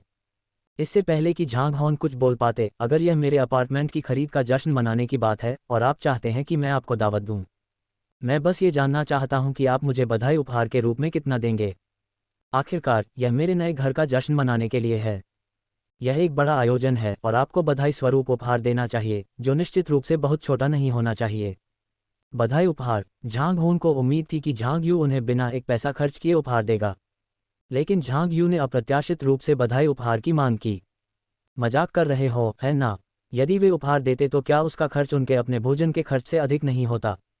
डूजिया ने अपनी निराश भाभी को देखा, अवाक, सोच रही थी कि अगर वे मौखिक रूप से झांग यू को मात नहीं दे सकते तो बहस करने की कोई जरूरत नहीं थी। डूजिया को लगा कि झांग होंग वास्तव में मूर्ख है, लेकिन वह चुपचाप बैठी रही। आखिरकार वे करीबी भाई बहन थे और वह एक बाहरी व्यक्ति थी। हम झांग यू ने पुष्टि की, क्या आप मेरे घर खरीदने से खुश नहीं हैं और चाहते हैं कि मैं आपको भोजन कराऊं? क्या तुम्हें उपहार नहीं देना चाहिए? आखिरकार जब भी आपके पास कोई अवसर आया है, मैंने उपहार देने में कोई कमी नहीं छोड़ी है, और अब यह मेरा पहला बड़ा खुशी का अवसर है। निश्चित रूप से तुम्हें कंजूस नहीं होना चाहिए। झांग यू ने वास्तव में यह बात यूं ही कह दी थी, लेकिन अब उसे वास्तव में यह एक अच्छा विचार लगा है। उन सभी को इसमें सहयोग करना चाहिए। मैं आज तुम्हें भोजन कराऊंगा, इससे हमें खाना बनाने की परेशानी से छुटकारा मिलेगा। आपको कोई उपहार लाने की ज़रूरत नहीं है, मैं वैसे भी उनका उपयोग नहीं कर सकता, बस पैसे दे दीजिए। इस तरह मुझे बहुत सारा सामान ले जाने की ज़रूरत नहीं पड़ेगी। ज़्यादा कुछ नहीं चाहिए, बस 1 या 2 हज़ार से काम चल जाएगा। बेशक अगर आप अधिक देने की इच्छा रखते हैं तो मुझे इससे कोई परेशानी नहीं है। झांग यू ने स्पष्ट किया कि वह पैसे के पीछे थी। 1 या 2 हज़ार या इससे अधिक देना और भी बेहतर होगा। इन शब्दों ने निश्चित रूप से झांग गोहुआ और अन्य लोगों के भावों को नाटकीय रूप से बदल दिया। हालांकि वे वास्तव में झांग यू को किसी भी चीज़ के लिए दोषी नहीं ठहरा सकते थे। मूल रूप से उसे यह विचार तब तक नहीं आया था जब तक कि झांग होंग ने उसे उकसाने पर जोर नहीं दिया। क्या उन्हें यह एहसास नहीं था कि झांग यू को धमकाना आसान नहीं था? खैर, अब तो वे अचानक से चौंक गए, है न? ठीक है माँ, चलो मैं तुम सबको बाहर खाना खिलाने ले चलता हूँ। ओह, वैसे भाई और भाभी, हम रास्ते में बैंक के पास से गुजरेंगे ताकि आप पैसे निकाल सकें। झांग यू ने दिखाया कि वह वास्तव में विचारशील थी। झांग गोहुआ और अन्य लोग शुरू में कहना चाहते थे कि उनके पास पैसे नहीं हैं, लेकिन झांग यू ने उनके लिए ये भी ध्यान में रखा था वे क्या कर सकते थे। चलो चलें, खाना खाएं, झांग यू ने आगे कहा। ओह, और लाल लिफाफे देना याद रखना पिताजी और माँ। हमें भी देना होगा। मूल रूप से झांग दागू और उनके समूह को झांग यू को झांग गोहुआ और उनके समूह को प्रशिक्षित करते हुए देखकर बहुत अच्छा लगा। लेकिन क्या अप्रत्याशित रूप से इस स्थिति ने उन्हें भी इसमें घसीट लिया? हाँ, जब झांग गोहुआ और उसका गिरोह मुसीबत में पड़ता है तो आप सभी लोग मदद करते हैं। यह उचित नहीं होगा यदि आप मेरी ज़रूरत के समय ऐसा न करें, है न? हालांकि मुझे पता है कि आप सभी पक्षपात करते हैं, लेकिन आप इसे इतना स्पष्ट नहीं कर सकते, झांग यू ने झांग दागू से धूर्त मुस्कान के साथ कहा। उसने पहले ही उन पर पक्षपात का आरोप लगाया था। यदि उन्होंने इस बार सचमुच पैसा नहीं दिया तो झांग दागू जानता था कि उसे कभी भी इसका अंत नहीं सुनना पड़ेगा। झांग दागू ने एक पल सोचा, मैं तुम्हें 2000 दूंगा। पान हुआन मूल रूप से इस बात से नाराज था कि झांग यू ने उन्हें इस मामले में शामिल किया था, उनसे पैसे का योगदान करने की उम्मीद की थी, और अब झांग दागू भी 2000 देने के लिए सहमत हो गया। पान हुआन क्रोधित थी, लेकिन वह क्या कर सकती थी? बूढ़ा आदमी पहले ही बोल चुका था, क्या वह मना कर सकती थी? ये झांग दागू के अधिकार का अनादर होगा। ठीक है, चूंकि उन्होंने पहले ही पेशकश कर दी थी तो रहने दीजिए। जब झांग गोहुआ और अन्य लोगों को मदद की जरूरत पड़ी तो उन्होंने भी पैसे दिए। पान हुआन ने सोचा कि यह कुछ शांति खरीदने जैसा है, अन्यथा लगातार सताना असहनीय हो जाएगा। 2000। चियांग युन वास्तव में उस पैसे को जाने नहीं देना चाहती थी। उसने झांग गोहुआ की ओर देखा, जानना चाहती थी कि वह इसे कैसे संभालेगा। झांग गोहुआ ने झांग होंग की ओर देखा, ये संकेत देते हुए कि उसने ही यह स्थिति पैदा की है और उसे इसे सुलझाना चाहिए। वास्तव में यह एक मूर्खतापूर्ण कार्य था। झांग होंग भी झांग यू की मांगों के आगे झुक गई तथा उसे एक बार फिर अपनी मूर्खता का एहसास हुआ। वह आगे नहीं बढ़ना चाहती थी, लेकिन उसके पास कोई विकल्प नहीं था। झांग यू उसे देख रहा था और झांग गोहुआ और अन्य भी उसे देख रहे थे। यदि उसने इसे ठीक से नहीं संभाला तो झांग गोहुआ और उसके साथी उसे आसानी से नहीं छोड़ेंगे और फिर उसे इसकी भारी कीमत चुकानी पड़ेगी। चूंकि तुम अभी घर खरीद रहे हो और हम भी घर लेने वाले हैं, तो क्या हम एक दूसरे का कर्ज माफ कर दें? झांग होंग ने सोचा कि यह एक समाधान हो सकता है। झांग गोहुआ और अन्य सभी को लगा कि यह सबसे उपयुक्त बहाना था और उन्होंने झांग यू की ओर उम्मीद भरी नजरों से देखा। अंततः ये योजना सफल होगी या नहीं, ये पूरी तरह से झांग यू पर निर्भर था। झांग यू ने यह सुझाव नहीं दिया होता यदि वह उनके जवाबी कदम के लिए तैयार नहीं होती। झांग होंग के 2 छूटों के प्रस्ताव के संबंध में यह उचित नहीं लगता है। घर तो आपको मिल गया, लेकिन उसका पूरा खर्च मैं खुद उठा रहा हूँ। आपको 30,000 का योगदान देना चाहिए। ऐसा क्यों न हो, आप 3 बेडरूम वाला मकान खरीद लें, 1 लाख रुपये जमा कर दें और मैं दोनों छूट दे दूंगा। ठीक है, अगर आप वास्तव में 2 छूट चाहते हैं तो मुझे लगता है कि हम सब कुछ छूट दे सकते हैं। भविष्य में यदि आपको कोई कठिनाई हुई तो मैं आर्थिक योगदान नहीं दूंगा। मुझे लगता है कि यह एक अच्छा विचार है। झांग यू ने सचमुच महसूस किया कि यह दृष्टिकोण बुरा नहीं है। वह यह देखने के लिए उत्सुक था कि झांग गोहुआ और अन्य लोग क्या सोचते हैं। झांग गोहुआ, झांग शाहुआ, झांग होंग, आप क्या सोचते हैं? मुझे लगता है कि यह निर्णय बुरा नहीं है। झांग यू ने झांग गोहुआ और अन्य लोगों को एक विकल्प दिया। क्या सभी छूटें हमेशा के लिए रहेंगी? झांग गोहुआ और अन्य लोगों ने तुरंत निर्णय लिया, हम भुगतान करेंगे। ठीक है, हम भुगतान करेंगे, और हम 3 बेडरूम वाला घर नहीं खरीद सकते, इसलिए आप नकद उपहार छोड़ सकते हैं। एक शिक्षक के रूप में जो गणना करना जानता था, झांग शाहुआ व्यवहारिक था। क्या तुम मजाक कर रहे हो? झांग यू की शादी नहीं हो रही है, उसके कोई बच्चे नहीं हैं, कितने उत्सव के अवसर हो सकते हैं। लेकिन उनके लिए यह अलग है। बच्चा कॉलेज जाता है, उसकी शादी होती है, बच्चे होते हैं, पोते के नए साल के पैसे होते हैं। झांग यू को निस्संदेह अधिक भुगतान करना होगा। जहां तक झांग यू के अवसरों का सवाल है, अधिक से अधिक क्या हो सकता है? बस 2 मकान और शायद 5,000 का नकद उपहार। यह उनके खर्चों की तुलना में नहीं हो सकता, इसलिए इसमें कोई छूट नहीं दी जा सकती, अन्यथा वे सचमुच रो रहे होंगे। झांग होंग ने भी बिना रुके सिर हिलाया, बिल्कुल बिल्कुल, हमें छूट नहीं मिल सकती, इसमें औपचारिकता का भाव होना चाहिए। तो फिर झांग यू क्या कर सकता था? ऐसा नहीं था कि उन्होंने उन्हें कोई विकल्प नहीं दिया, लेकिन वे सभी बहुत अनिच्छुक थे। इसे भूल जाए, क्या ये सिर्फ इसलिए नहीं है कि उन्हें लगता है कि वे हारेंगे? नहीं, क्षमा करें, लेकिन झांग यू को भी लगा कि उसे निश्चित रूप से नुकसान नहीं होगा। ठीक है, तो फिर हमें छूट नहीं मिल सकती। ये बात उसे बिल्कुल ठीक लगी, इससे उन्हें काफ़ी घुटन महसूस होगी। क्या सिर्फ इसलिए कि उन्हें लगता है कि उसके कोई बच्चे नहीं हैं, इसलिए वह कुछ भी दिखावा नहीं कर सकती? क्षमा करें, झांग यू कहना चाह रहा था कि कभी कभी अपने बच्चों और पोते पोतियों को दिखावा करना वास्तव में कुछ खास नहीं होता। बेशक, घमंड करने के लिए सबसे अच्छी चीज़ स्वयं ही है। उन्हें ये समझाएं कि सबसे अच्छा निवेश स्वयं में है, और जब आप अच्छा कर रहे हैं तभी आप बेहतर जीवन जी सकते हैं। यद्यपि चियांग यून नकद दान देने के लिए अनिच्छुक थी, लेकिन वह जानती थी कि यदि उसने आज ये धनराशि नहीं दी तो भविष्य में यदि उसके परिवार में कोई समस्या हुई तो झांग यू आर्थिक रूप से योगदान नहीं करेगी। माँ और पिताजी 2000 देंगे, हम उनकी तुलना नहीं कर सकते। क्या मैं 1800 रुपये दे दूं? पहले तो उसने 1000 या 1500 रुपये देने के बारे में सोचा, लेकिन फिर उसे लगा कि उसे ज़्यादा कंजूस नहीं होना चाहिए। डूजिया 1000 देना चाहती थी, लेकिन चांग यून द्वारा 1800 की पेशकश सुनकर उसका सचमुच उछलकर कोसने का मन हुआ। अब वह सक्षम दिखने लगी। फिर भी, चाहे वह अंदर से कितनी भी परेशान क्यों न हो, उसका मानना था कि उसे सार्वजनिक रूप से अपनी कमजोरी नहीं दिखानी चाहिए।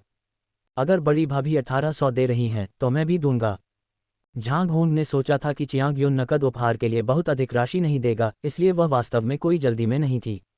अप्रत्याशित रूप से चांग यून इतना उदार निकला। वह क्या कर सकती थी? डूजिया पहले ही ऐसा कर चुकी थी, इसलिए वह अनिच्छा से ही इसमें शामिल हो सकी। झांग होंग ने मजबूर होकर कहा, मैं भी उतनी ही राशि दे रहा हूँ। लियू हुई को पता था कि कभी कभी झांग होंग बुद्धिहीन हो सकती है, लेकिन उसने यह उम्मीद नहीं की थी कि वह इतनी विचारहीन होगी। 1800 युआन का लाल पैकेट देने के विचार ने जल्द ही उन्हें झांग होंग को उचित रूप से शिक्षित करने की इच्छा जगा दी। यदि अगली बार घर मिलने पर उन्हें लाल पैकेट नहीं मिले तो वे केवल तभी लाभ कमाने की आशा कर सकते थे जब लियू जियान कॉलेज में प्रवेश ले लेगा। लेकिन क्या लियू जियान कॉलेज में प्रवेश पा सकेगा? लियू जियान के प्राथमिक स्कूल के ग्रेड को याद करते हुए लियू हुई को वास्तव में लगा कि यह असंभव हो सकता है। क्या उन्हें नकद उपहार प्राप्त करने के लिए लियू जियान की शादी होने तक इंतजार करना पड़ा? इसके बारे में सोचते ही लियू हुई को ऐसा महसूस हुआ कि वह कुछ खो रहा है। ऐसा नहीं था कि मूल निवेश को वापस पाने का कोई तरीका नहीं था, जैसे कि घर खरीदना, लेकिन केवल कुछ हजार नकद उपहारों के लिए कितने पैसे की आवश्यकता होगी। लियू हुई ने तुरंत इस विचार को खारिज कर दिया। भूल जाओ, अगर वे देने वाले थे तो देते। लेकिन उन्हें लियू जियान पर नज़र रखनी थी, उसे हाई स्कूल और कॉलेज में दाखिला लेना था। क्या उसके विवाह और बच्चे होने के बाद उसे प्रतिवर्ष नकद उपहार नहीं मिलने लगेंगे? इस विचार से लियू हुई का मूड काफ़ी बेहतर हो गया, कम से कम भविष्य में धन का प्रवाह तो बना रहेगा। खर्राटे लेते हुए बोली, अभी तो नकद उपहार ले लो, बाद में रोने की बारी उसकी होगी। जैसे ही लियू हुई ने ये सोचा, उसका मूड काफ़ी अच्छा हो गया। झांग गोहुआ और झांग शौहुआ का मनोबल भी काफ़ी ऊंचा हो गया। आखिरकार कोई केवल वर्तमान को नहीं देख सकता था, बल्कि दीर्घकालिक दृष्टिकोण पर भी विचार करना था। झांग यू को पता था कि वे बाद में अपने निवेश की वसूली के बारे में सोच रहे थे, लेकिन वह सिर्फ ये कहना चाहता था कि यह असंभव है। उसके कोई बच्चे नहीं थे, लेकिन वह प्रमाण पत्र प्राप्त कर सकती थी, वह संपत्ति खरीद सकती थी, तो फिर हर साल एक संपत्ति क्यों न खरीद ली जाए। इससे उन्हें बहुत डर लगना चाहिए। झांग यू को लगा कि यह विचार अच्छा है और व्यवहारिक भी। बेशक, उनके नकद उपहार लेना महज एक छलावा था, ताकि उन्हें दिखाया जा सके कि भविष्य में जब वह कई संपत्तियों और महत्वपूर्ण संपत्ति की मालिक होगी तो वे उससे ईर्ष्या करेंगे। फिर जब तक उसके हाथ नर्म नहीं हो गए, किराए की आय अर्जित करना, सेवानिवृत्ति के लिए बच्चों पर निर्भर नहीं रहना, जीवनयापन के लिए पेंशन का इंतजार नहीं करना, बल्कि जीवन को अच्छी तरह से जीना। झांग यू ने संतुष्टि से मुस्कुराया, उसे सचमुच बहुत अच्छा महसूस हो रहा था। ऐसा ही रहने दो, क्योंकि अभी वह उन्हें उनके आनंद में डूबने देगी। आखिरकार उन्हें आशा देना ही महत्वपूर्ण था। यदि कोई आशा न हो तो वे निश्चित रूप से निराश होंगे। चलो, मैं तुम्हें जापानी बुफे खिलाऊंगी। चूंकि उन्होंने अच्छा खासा नकद उपहार दिया था, इसलिए वह कंजूस नहीं हो सकती थी। जापानी बुफे, क्या ये काफ़ी महंगा नहीं है? झांग होंग भारी नकदी उपहार से परेशान था। उसे यह जानकर अच्छा लगा कि झांग यू इस पर पैसा खर्च करने को तैयार है। महंगा? झांग यू ने जब कीमत बताई तो उसने कुछ तेज सांसें सुनी। आखिरकार इतना उदार नकद उपहार किसी कंजूसी का पात्र नहीं है। जब कुछ करने की आपकी बारी आए तो ध्यान रखें कि आप कंजूस न बने।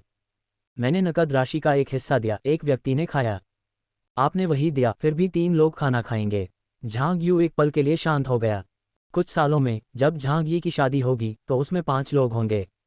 झांग यू को अचानक कुछ याद आया। ठीक है चियांग यू, क्या तुमने पिछली बार नहीं बताया था कि तुमने झांग यी के लिए लड़की ढूंढी है? हाँ, कोई प्रगति हुई?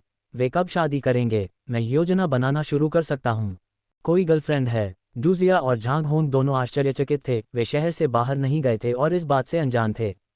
उन्हें उम्मीद नहीं थी कि झांग यू, जो शहर से बाहर थे, को वास्तव में इस बारे में पता चलेगा, जिससे वे काफ़ी परेशान हो गए। चांग यून वास्तव में इस मुद्दे को उठाना नहीं चाहता था। इसके बारे में सोचकर ही उसे बहुत बुरा महसूस होने लगा। फिर भी झांग यू इतने सारे लोगों के सामने इतनी सहजता से यह मुद्दा उठा रही थी, जिससे वह मुश्किल में पड़ गई। कोई समझौता नहीं, दूसरे पक्ष के ऊंचे मानक हैं, कई ज़रूरतें हैं। चांग यून ने हल्की सी आह भरी, यह एक असहाय स्थिति थी। ओह, किसी ने भी यह कहते हुए आवाज़ नहीं उठाई कि दूसरे पक्ष के मानक ऊंचे हैं। क्या उनका मतलब यह नहीं था कि झांग यी असफल थे? डूजिया ने झांग यी को नीची नज़र से देखा, उसे अयोग्य समझा, अपनी दुर्दशा के प्रति अंधा था, ऐसा महसूस कर रहा था कि वह बहुत सफल है, जबकि वास्तव में वह केवल एक बेकार चीज़ थी। भूल जाए, अगर एक माँ सोचती है कि उसका बेटा महान है, तो वह कुछ नहीं बोलेगी। झांग यू को परिणाम से कोई आश्चर्य नहीं हुआ और उन्होंने जवाब में कहा, कोई बात नहीं, अगला वाला बेहतर हो सकता है। आखिरकार जियाओई सुंदर है। ये बात झांग यू ने स्वीकार की थी। झांग यी एक सुंदर लड़का था। डूजिया समझ गया कि सुंदर होने के अलावा झांग यी के पास उसके लिए और कुछ नहीं था। लेकिन ये कथन गलत नहीं था। झांग यी वास्तव में एक निकम्मा आदमी था। चांग यून को लगा कि झांग यू के शब्द झांग यी के प्रति अपमानजनक थे, फिर भी वह उनका खंडन करने का कोई रास्ता नहीं ढूंढ सकी। वह ऐसा कैसे कर सकती है? झांग यी का करियर अच्छा नहीं चल रहा था, और हालांकि उन्हें ऐसी पत्नी से शादी करने की उम्मीद थी जो उन्हें सहारा दे सके, लेकिन अब यह एक मुश्किल काम लग रहा था। चांग यून ने अन्य परिवारों के बारे में सोचा। उन्होंने या तो कोई प्रतिक्रिया नहीं दी या विभिन्न तरीकों से झांग यी का उपहास किया। चांग यून क्या कर सकता था? मदद मांगने के अलावा वह केवल मदद मांग सकती थी। अपने मायके में अपनी माँ द्वारा कहे गए शब्दों को याद करते हुए, यदि संभव होता तो वह वास्तव में झांग यू के सामने अपना सिर नहीं झुकाना चाहती थी, लेकिन उसके पास कोई विकल्प नहीं था। अगर उसने अपना सिर नहीं झुकाया तो झांग यी का क्या होगा? जब तक इससे झांग यी को लाभ होगा, चियांग यून को लगा कि सिर झुकाना कोई मुद्दा नहीं है।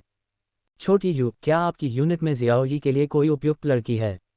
चियांग यून जानती थी कि अगर उसने अभी नहीं बोला तो वह नहीं जानती कि वह कब बोल पाएगी।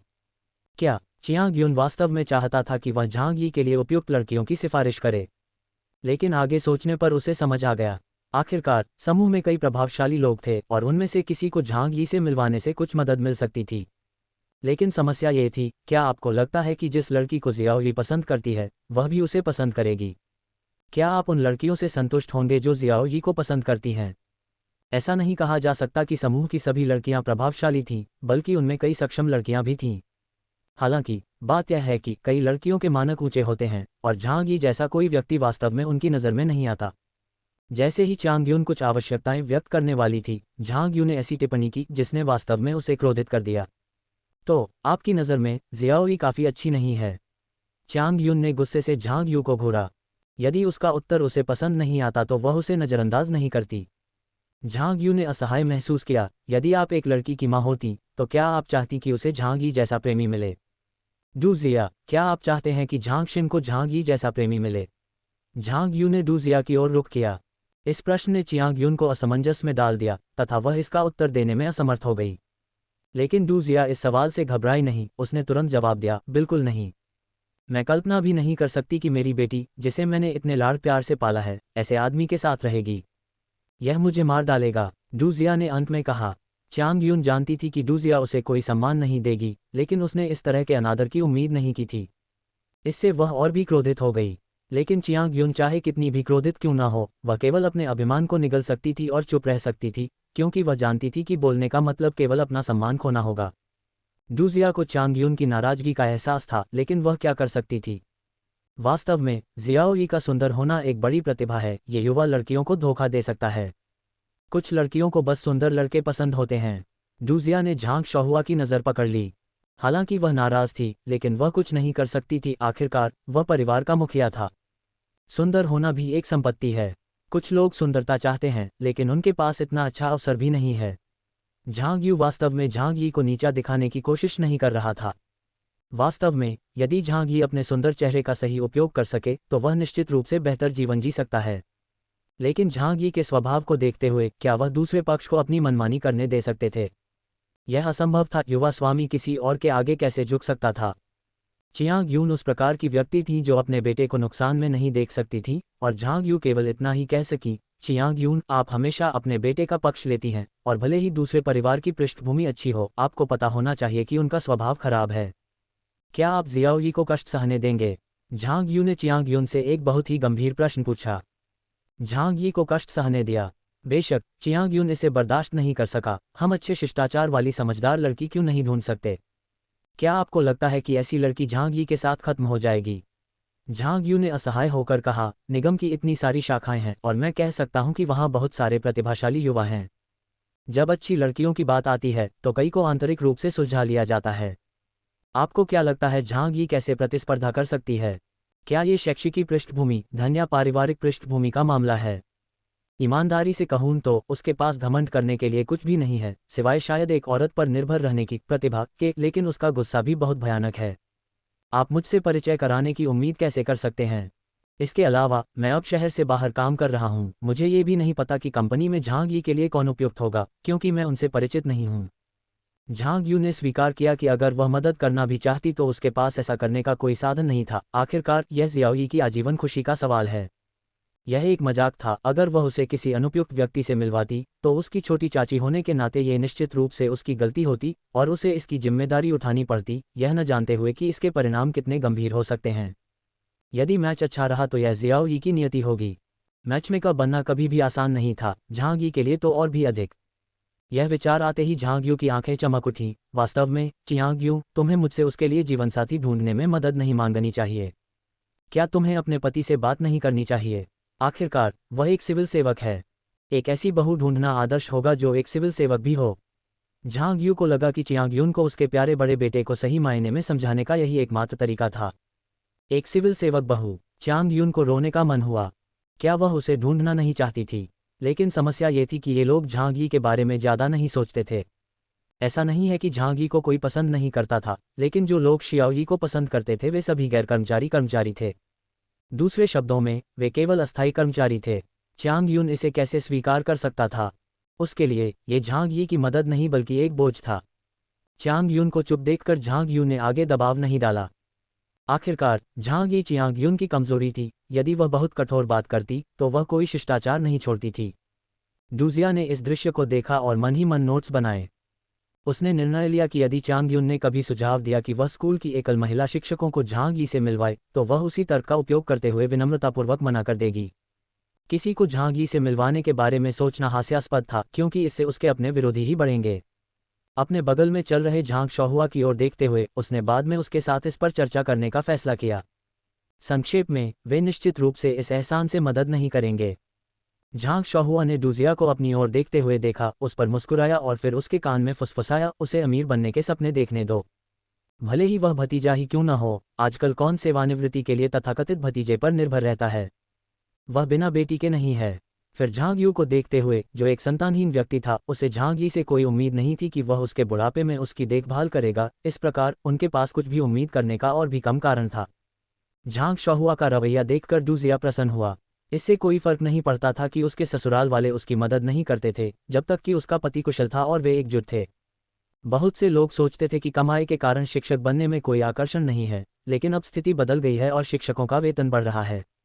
यह मुख्य बात नहीं थी। सबसे महत्वपूर्ण बात यह थी कि ट्यूशन पढ़ाना वास्तव में काफ़ी लाभदायक था।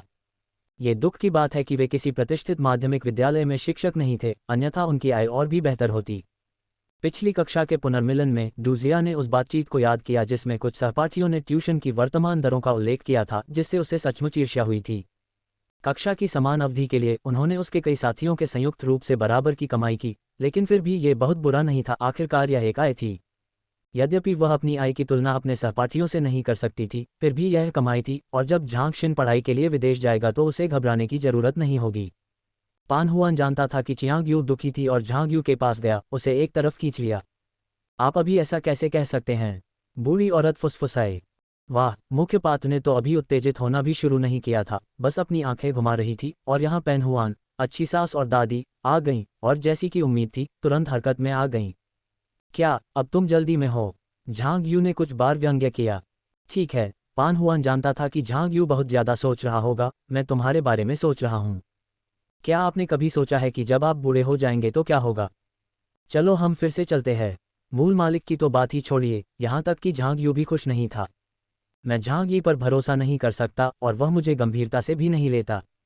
ऐसा नहीं है कि मैंने उसके लिए चीज़ें नहीं खरीदी, लेकिन बदले में मुझे यही धारणा मिलती है कि मुझे धमकाना आसान है। माँ, मुझे सचमुच लगता है कि मैंने अपने बारे में काफ़ी कुछ स्पष्ट कर दिया है। आपको अब भी क्यों लगता है कि मुझे उन पर निर्भर रहना चाहिए? मेरे लिए, मैं सचमुच नहीं सोचता कि यह तथाकथित रक्त संबंध इतना महत्वपूर्ण है। तथाकथित रक्त संबंधों पर भरोसा करने के बजाय मैं अपने हाथों में पैसा होने की आशा करता हूं, ताकि समय आने पर वे पैसे के लिए मेरी देखभाल कर सकें।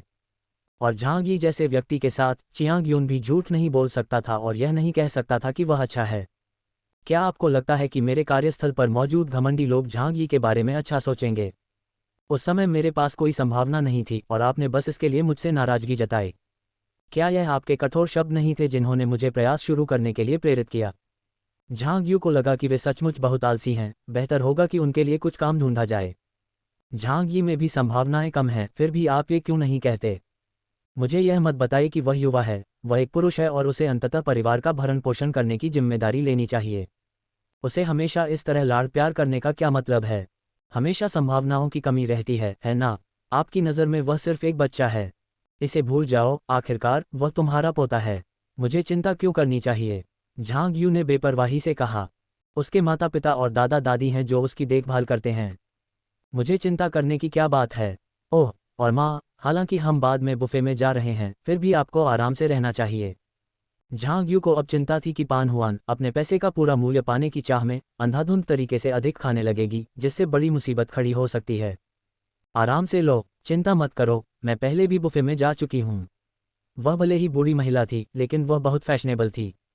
तुम्हारे बड़े भाई और उनकी पत्नी मुझे पहले भी ले जा चुके हैं। हालांकि झांग गोहुआ और उनकी पत्नी बुजुर्ग दंपति के प्रति सावधान थे, फिर भी कुछ मौकों पर वे उनके साथ काफी अच्छे रहे। उसने अपने होंठ भींच लिए। देखो, झांग गोहुआ और उसकी पत्नी के कुछ इशारे, और वृद्ध दंपति उन्हें कभी नहीं भूले। हाँ, आखिरकार वह आपका बेटा है, आपका भरोसा है।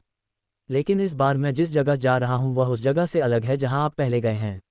झांग यू ने लापरवाही से कीमत बताई। पान हुआन को पता था कि बुफे सस्ते नहीं होते, लेकिन उसने कभी नहीं सोचा था कि वे इतने महंगे होंगे। इससे बूढ़ी महिला लगभग डर गई और उसका चेहरा पीला पड़ गया। कुछ बार निगलने के बाद पान हुआन ने अपने तेजी से धड़कते दिल को शांत करने की कोशिश की। उसे चिंता थी कि अगर यह बहुत तेजी से धड़का तो कुछ हो सकता है। जब वह शांत हो गई तो उसने कहा, इतने महंगे भोजन पर क्यों जाना? सचमुच, इतने पैसों में होटल में खाना बेहतर है। इसके बदले में आपको बहुत अच्छा भोजन मिल सकता है। पान हुआन ने अंततः वह प्रश्न पूछा जो वह पूछना चाहती थी। मुझे सच बताओ, लिटिल यू, अब तुम कितना कमाते हो?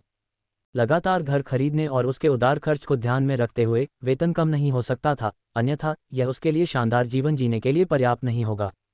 उसकी आय के बारे में पूछ रहे हैं, है ना? झांग यू आश्वस्त कर सकता था कि पान हुआन और अन्य लोग लंबे समय से पूछना चाहते थे, बस उन्हें अब तक सही अवसर नहीं मिला था। अब आखिरकार उसे मौका मिला। जब तक मेरे पास खाने पीने के लिए पर्याप्त है, बस इतना ही काफ़ी है। इसके अलावा मैंने एक बड़ा सा लाल लिफाफा लिया है। मुझे आप सभी को एक अच्छा भोजन कराना चाहिए। झांग यू ने आगे चल रहे लोगों की ओर इशारा करते हुए कहा, अगर मैं कंजूस होता और उन्हें लापरवाही से भोजन कराता तो वे निश्चित रूप से मेरी आलोचना करते। चूंकि यह ऐसा ही है, इसलिए मैं सभी को एक अच्छे भोजन के लिए आमंत्रित कर सकता हूं और इस तरह मैं अपने आहार में भी सुधार कर सकता हूं। झांग यू चाहती थी कि वे जाने। ऐसा मत सोचिए कि अब जब उसके पास पैसा है तो वह विलासिता में रहती है। इस बार ऐसा सिर्फ इसलिए हुआ क्योंकि कुछ काम आ गया था, अन्यथा वह वास्तव में इतनी उदार नहीं होती। पान हुआन झांग यू के शब्दों में अंतर्निहित अर्थ समझ गया। ये लड़की पहले जैसी नहीं थी, अब उसे सब कुछ नहीं बता रही थी। जब पहले तुम्हें कोई समस्या होती थी तो तुम मुझे बताती थी, पान हुआन ने धीरे से कहा। उसके स्वर से ऐसा लग रहा था जैसे वह दिल का दर्द कह रही हो। यदि वह मूल व्यक्ति होता तो वह नर्म दिल महसूस कर सकती थी, लेकिन झांग यू कौन थी? कोई विकल्प नहीं, आप हर किसी की माँ हैं। आपके पास आपका प्रिय बड़ा बेटा और पोता है, दूसरा बेटा अच्छी नौकरी करता है, और एक बेटी है जो जानती है कि आपको कैसे खुश रखना है। मैं कहाँ खड़ा हूँ? हमेशा अंतिम। मैं आपको कुछ बातें बताऊंगा और फिर वे सभी जान जाएंगे। तुमने मुझसे पहले वादा किया था कि तुम मेरे राज छुपाओगे। चाहे जब भी हो, मैं हमेशा तुम्हारे दिल में आखिरी स्थान पर रहूंगा। यदि आप मेरे साथ सीधे नहीं हो सकते तो मुझसे यह उम्मीद मत कीजिए कि मैं स्वयं को पूरी तरह से आपके प्रति समर्पित कर दूंगा। आप झांग गोहुआ और उनके बारे में सोचें, मुझे अपने बारे में सोचना होगा, झांग यू ने धीमी आवाज में कहा। भाई बहन के स्नेह के बारे में मुझसे बात मत करो, सच में मुझे इसकी परवाह नहीं है। पिछले कुछ वर्षों में मैं हर चीज़ को समझ गया हूँ, मेरे अलावा और कौन मेरी मदद कर सकता है? झांग यू ने पास से गुजर रहे एक बच्चे को देखा और अचानक उसके मन में विचार आया, माँ, आप मेरे द्वारा एक बच्चे को गोद लेने के बारे में क्या सोचती हैं? झांग यू ने जो कुछ कहा था उससे पान हुआन का दिल पहले तो टूट गया था, लेकिन आखिरी वाक्य सुनकर वह दंग रह गई। उसने झांग यू को मूर्खतापूर्ण नज़र से देखा और फिर जोर से चिल्लाई, तुमने क्या कहा? दोबारा बताओ, क्या तुम सचमुच एक बच्चा गोद लेने की योजना बना रहे हो? मुझे लगता है कि तुम सचमुच अपना दिमाग खो बैठे हो, पूरी तरह से पागल हो गए हो। तुम्हारा शादी न करना एक बात है, लेकिन आपको बच्चा गोद लेने का ख्याल कैसे आया? पान हुआन सचमुच समझ नहीं पा रहा था कि अचानक झांग यू के मन में ऐसा विचार कैसे आया। पान हुआन की चीख सुनकर वहां 2-3 की संख्या में चल रहे झांग परिवार के सदस्य भी चौंक गए। एक बच्चे को गोद लेने के बारे में वे अनजान नहीं थे, वे अपने आसपास ऐसे लोगों को भी जानते थे जिन्होंने बच्चों को गोद लिया था, लेकिन आमतौर पर वे विवाहित जोड़े जो बच्चे पैदा नहीं कर सकते थे गोद लेने का विकल्प चुनते थे। उन्होंने कभी किसी अविवाहित युवक के बारे में नहीं सुना था जो अविवाहित हो और बच्चा गोद लेने का विकल्प चुनता हो। आखिरकार, क्या किसी व्यक्ति द्वारा स्वयं एक बच्चे को गोद लेना अजीब बात नहीं होगी? इसके अलावा, ये झांग यू ही था जिसने यह विचार प्रस्तावित किया था, इससे झांग परिवार के सदस्य चिंतित क्यों नहीं हुए? यदि झांग यू ने वास्तव में किसी बच्चे को गोद लिया है तो चाहे वह बच्चा जैविक रूप से उसका हो या नहीं, जब तक बच्चा उसके नाम पर पंजीकृत है, जब तक वे उसके घरेलू पंजीकरण में दर्ज हैं, वे परिवार ही रहेंगे। झांग यू का घर और पैसा भविष्य में उस बच्चे का होगा, इससे झांग गोहुआ और अन्य लोग कैसे नाराज नहीं होंगे जिनकी नज़र झांग यू की संपत्ति पर थी। उन्होंने ये भी विचार किया था कि झांग यू अपनी संपत्ति का उत्तराधिकारी किसे चुनेगी, क्या यह उनके बीच वितरित की जाएगी या कुछ और। लेकिन उन्हें उम्मीद नहीं थी कि झांग यू अचानक ऐसा विचार लेकर आएगा। हालांकि वे असंतुष्ट थे, फिर भी वे उसे रोकने के लिए बोल नहीं सकते थे, अन्यथा कौन जानता था कि उसकी क्या प्रतिक्रिया होगी। झांग दागू मेज पर बैठा था, अपने सामने समुद्री भोजन को देख रहा था, वह वास्तव में खाना नहीं चाहता था। झांग यू की बातें सुनने के बाद ऐसा लगा कि किसी को बहुत मोटी चमड़ी वाला व्यक्ति ही खाना खा सकेगा। झांग ही, जो मूल रूप से इस भोजन का इंतजार कर रहा था, उसकी भूख खत्म हो गई थी, वह बहुत सोचता था और बहुत गुस्से में था। झांग यू ने ऊपर देखा और देखा कि सभी की भूख कम हो गई है। उसे पता था कि उसके विचारों ने कई लोगों के सपनों को चकनाचूर कर दिया है। तुम खाना क्यों नहीं खा रहे हो? ये सचमुच ताज़ा है, इसका स्वाद अद्भुत है। अगर मुझे पता होता कि तुम्हारी लड़ने की भावना इतनी कमज़ोर है तो मैं बर्बादी से बचने के लिए तुम्हें बुफे में आमंत्रित नहीं करता। झांग यू ने असहाय होकर अपना सिर हिलाया, फिर खाना जारी रखने के लिए उसे नीचे कर लिया। यहाँ का खाना बिल्कुल ताज़ा था। आखिरकार चून की पैसा खर्च हो चुका था और उसने सभी को भरपूर भोजन कराया था, इसलिए उसके बारे में शिकायत करने की कोई गुंजाइश नहीं थी। खाना खाते हुए चांग युन ने झांग यू की ओर देखा जो अपने भोजन का आनंद ले रही थी और कहना चाहती थी, क्या ये लड़की जानबूझकर उन्हें घृणा करने के लिए ऐसी बातें कह रही थी? चियांग युन जानती थी कि कुछ प्रश्न ऐसे हैं जिन्हें वह नहीं पूछ सकती, लेकिन झांग गोहुआ पूछ सकती थी। झांग गोहुआ को देखते हुए अब असली मुद्दा ये था कि झांग यू ने अचानक एक बच्चे को गोद लेने पर विचार क्यों किया। चियांग युन वास्तव में मकसद को समझना चाहती थी ताकि वह स्थिति को ठीक से संबोधित कर सके। छोटे यू, तुमने अचानक एक या दो बच्चों को गोद लेने के बारे में क्यों सोचा?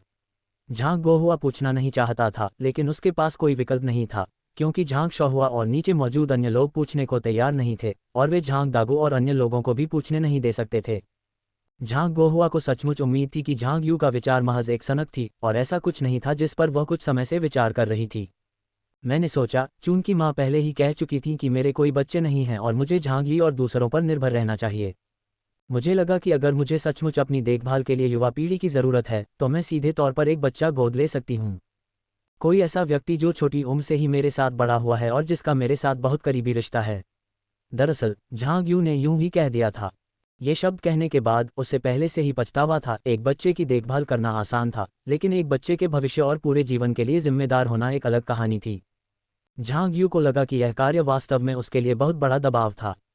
यदि वह बच्चे के भविष्य के लिए जिम्मेदार नहीं हो सकती या उसकी देखभाल में ज़्यादा निवेश नहीं कर सकती, तो झांग यू को लगा कि उसे परेशान होने की ज़रूरत नहीं है।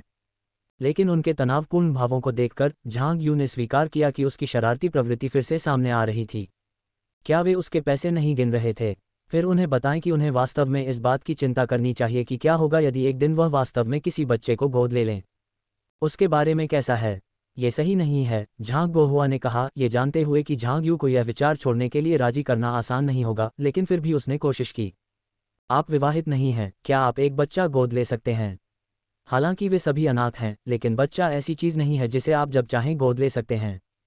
लोग फिर भी मिलने आएंगे, जांच की जाएगी, क्योंकि क्या होगा यदि बच्चे के साथ दुर्व्यवहार हुआ? मैं क्यों नहीं कर सकता? झांग यू ने जवाब दिया, अगर आपकी उम्र 35 साल से ज़्यादा है, आपके पास आय का एक स्थिर स्रोत है, आपके पास कुछ संपत्तियां हैं और आप एक बच्चे का पालन पोषण करने में सक्षम हैं, आप समान लिंग के बच्चे को गोद लेने के लिए आवेदन कर सकते हैं।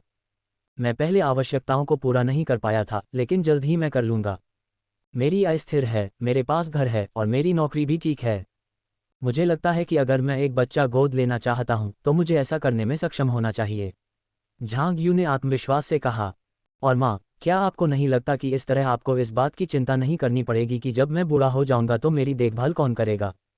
भतीजे और भतीजियां रिश्तेदार तो होते हैं, लेकिन उनकी तुलना निश्चित रूप से अपने द्वारा पाले गए बच्चे से नहीं की जा सकती, है न? इसके अलावा, यदि गोद ली गई बच्ची मेरे साथ अच्छा व्यवहार करती है तो मैं अपनी सारी संपत्ति उसे दे दूंगी। यदि वह ऐसा नहीं करती है तो गोद ली गई बच्ची का दत्तक ग्रहण रद्द किया जा सकता है। बेशक, मुझे विश्वास है कि मैं जिस बच्चे का पालन पोषण करूंगी वह बुरा नहीं होगा। पिताजी, आप क्या सोचते हैं? आखिरकार, शादी के बारे में सबसे महत्वपूर्ण बात एक बच्चा होना है। जब आप बूढ़े हो जाते हैं तो आपको इस बात की चिंता नहीं करनी पड़ती कि आपके मरने के बाद आपकी देखभाल कौन करेगा और आपको कौन विदा करेगा। और अब मेरे लिए, क्या मैं आसानी से अंतिम चरण तक नहीं पहुंच गया हूं? भूख से व्याकुल और स्तब्ध भीड़ को देखकर झांग यू प्रसन्न होने से खुद को नहीं रोक सका और खुशी खुशी एक और टेम्पुरा खाता रहा। भीड़ ने प्रसन्न झांग यू को देखा, एक दूसरे को देखा, और उस समय उन्हें अपने सामने रखे स्वादिष्ट भोजन में कोई स्वाद नहीं मिला।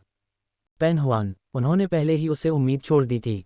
बूढ़ी महिला के अभी अभी कहे गए उद्गार झांग यू का मन बदलने में सफल नहीं हुए थे। अब वे उम्मीद कर रहे थे कि झांग दागू हस्तक्षेप करेंगे और झांग यू का मन बदलवा देंगे।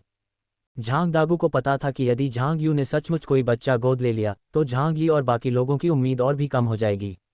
लेकिन वह कैसे मध्यस्थता कर सकता था? आपको अपने निर्णय के बारे में सावधानी से सोचना चाहिए। ओह, गोहुआ और अन्य लोग अपनी आंखों से झांग दागू को संकेत दे रहे थे, स्पष्ट रूप से उम्मीद कर रहे थे कि वह उसे कम से कम थोड़ा सा राजी कर सकेगा। झांग यू ने भी सोचा था कि झांग दागू उसे समझाने की कोशिश करेगा, लेकिन अप्रत्याशित रूप से उसने ऐसा नहीं किया। हालांकि उसने अपनी सतर्कता कम नहीं की, क्योंकि हो सकता है कि वह कहीं न कहीं उसे पकड़ने का इंतजार कर रहा हो।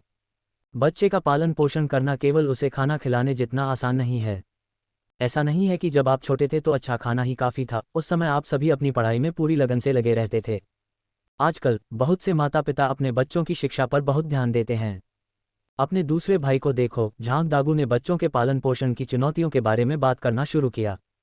ये सुनकर झांग यू ने एक लंबी आह भरी। वह पहले से ही जानती थी कि झांग दागू उसके पक्ष में नहीं होगा। उनकी सभी पूर्व की बातें इसी और धीरे धीरे बढ़ने का एक प्रयास मात्र थीं। कोई बात नहीं, मुझे पता है कि बच्चे का पालन पोषण करना आसान नहीं है। मुझे याद है कि मेरे एक मित्र ने कहा था कि जीवन में कुछ ऐसे अनुभव होते हैं जिन्हें हमें कम से कम एक बार अवश्य आजमाना चाहिए। मैं रिश्तों में रही हूं और मैंने शादी नहीं की है, लेकिन अब अगर आप मुझसे शादी करने के लिए कहेंगे तो मुझे लगता है कि यह उचित नहीं है। क्यों न सीधे तौर पर एक बच्चे को गोद ले लिया जाए और एक ही बार में सब कुछ कर लिया जाए। एक माँ के रूप में मैं अपने बच्चे को अनुशासित कर सकती हूँ। एक बहू के रूप में मुझे अपने सास ससुर और पति का ख्याल रखना पड़ता है और मैं उनकी बातों को अनदेखा नहीं कर सकती।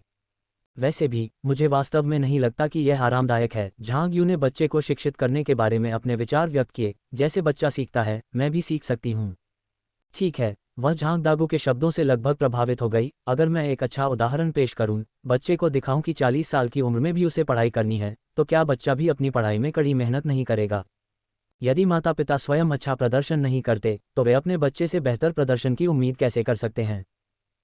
झांग होंग ने झांग यू से वास्तव में किताबें पढ़ने की उम्मीद नहीं की थी और सोचा कि वह सिर्फ नाटक कर रही थी। आप किताबें पढ़ते हैं? किस तरह के उपन्यास? नहीं, मैं एक व्यावसायिक योग्यता परीक्षा देने की योजना बना रहा हूँ। शायद मैं स्नातक की डिग्री लेने पर भी विचार करूंगी। उसने जो भी मन में आया कह दिया। वैसे भी उनमें से कोई भी उस पर विश्वास नहीं करने वाला था। वास्तव में, यदि कोई और होता तो झांग यू को संदेह था कि ऐसा किया जा सकता है। झांग यू द्वारा पेशेवर परीक्षा देने की बात से भीड़ को आश्चर्य नहीं हुआ, क्योंकि वह वित्त विभाग में काम करती थी और अब वित्त निदेशक थी। स्वाभाविक रूप से वह स्वयं में सुधार करना चाहती थी।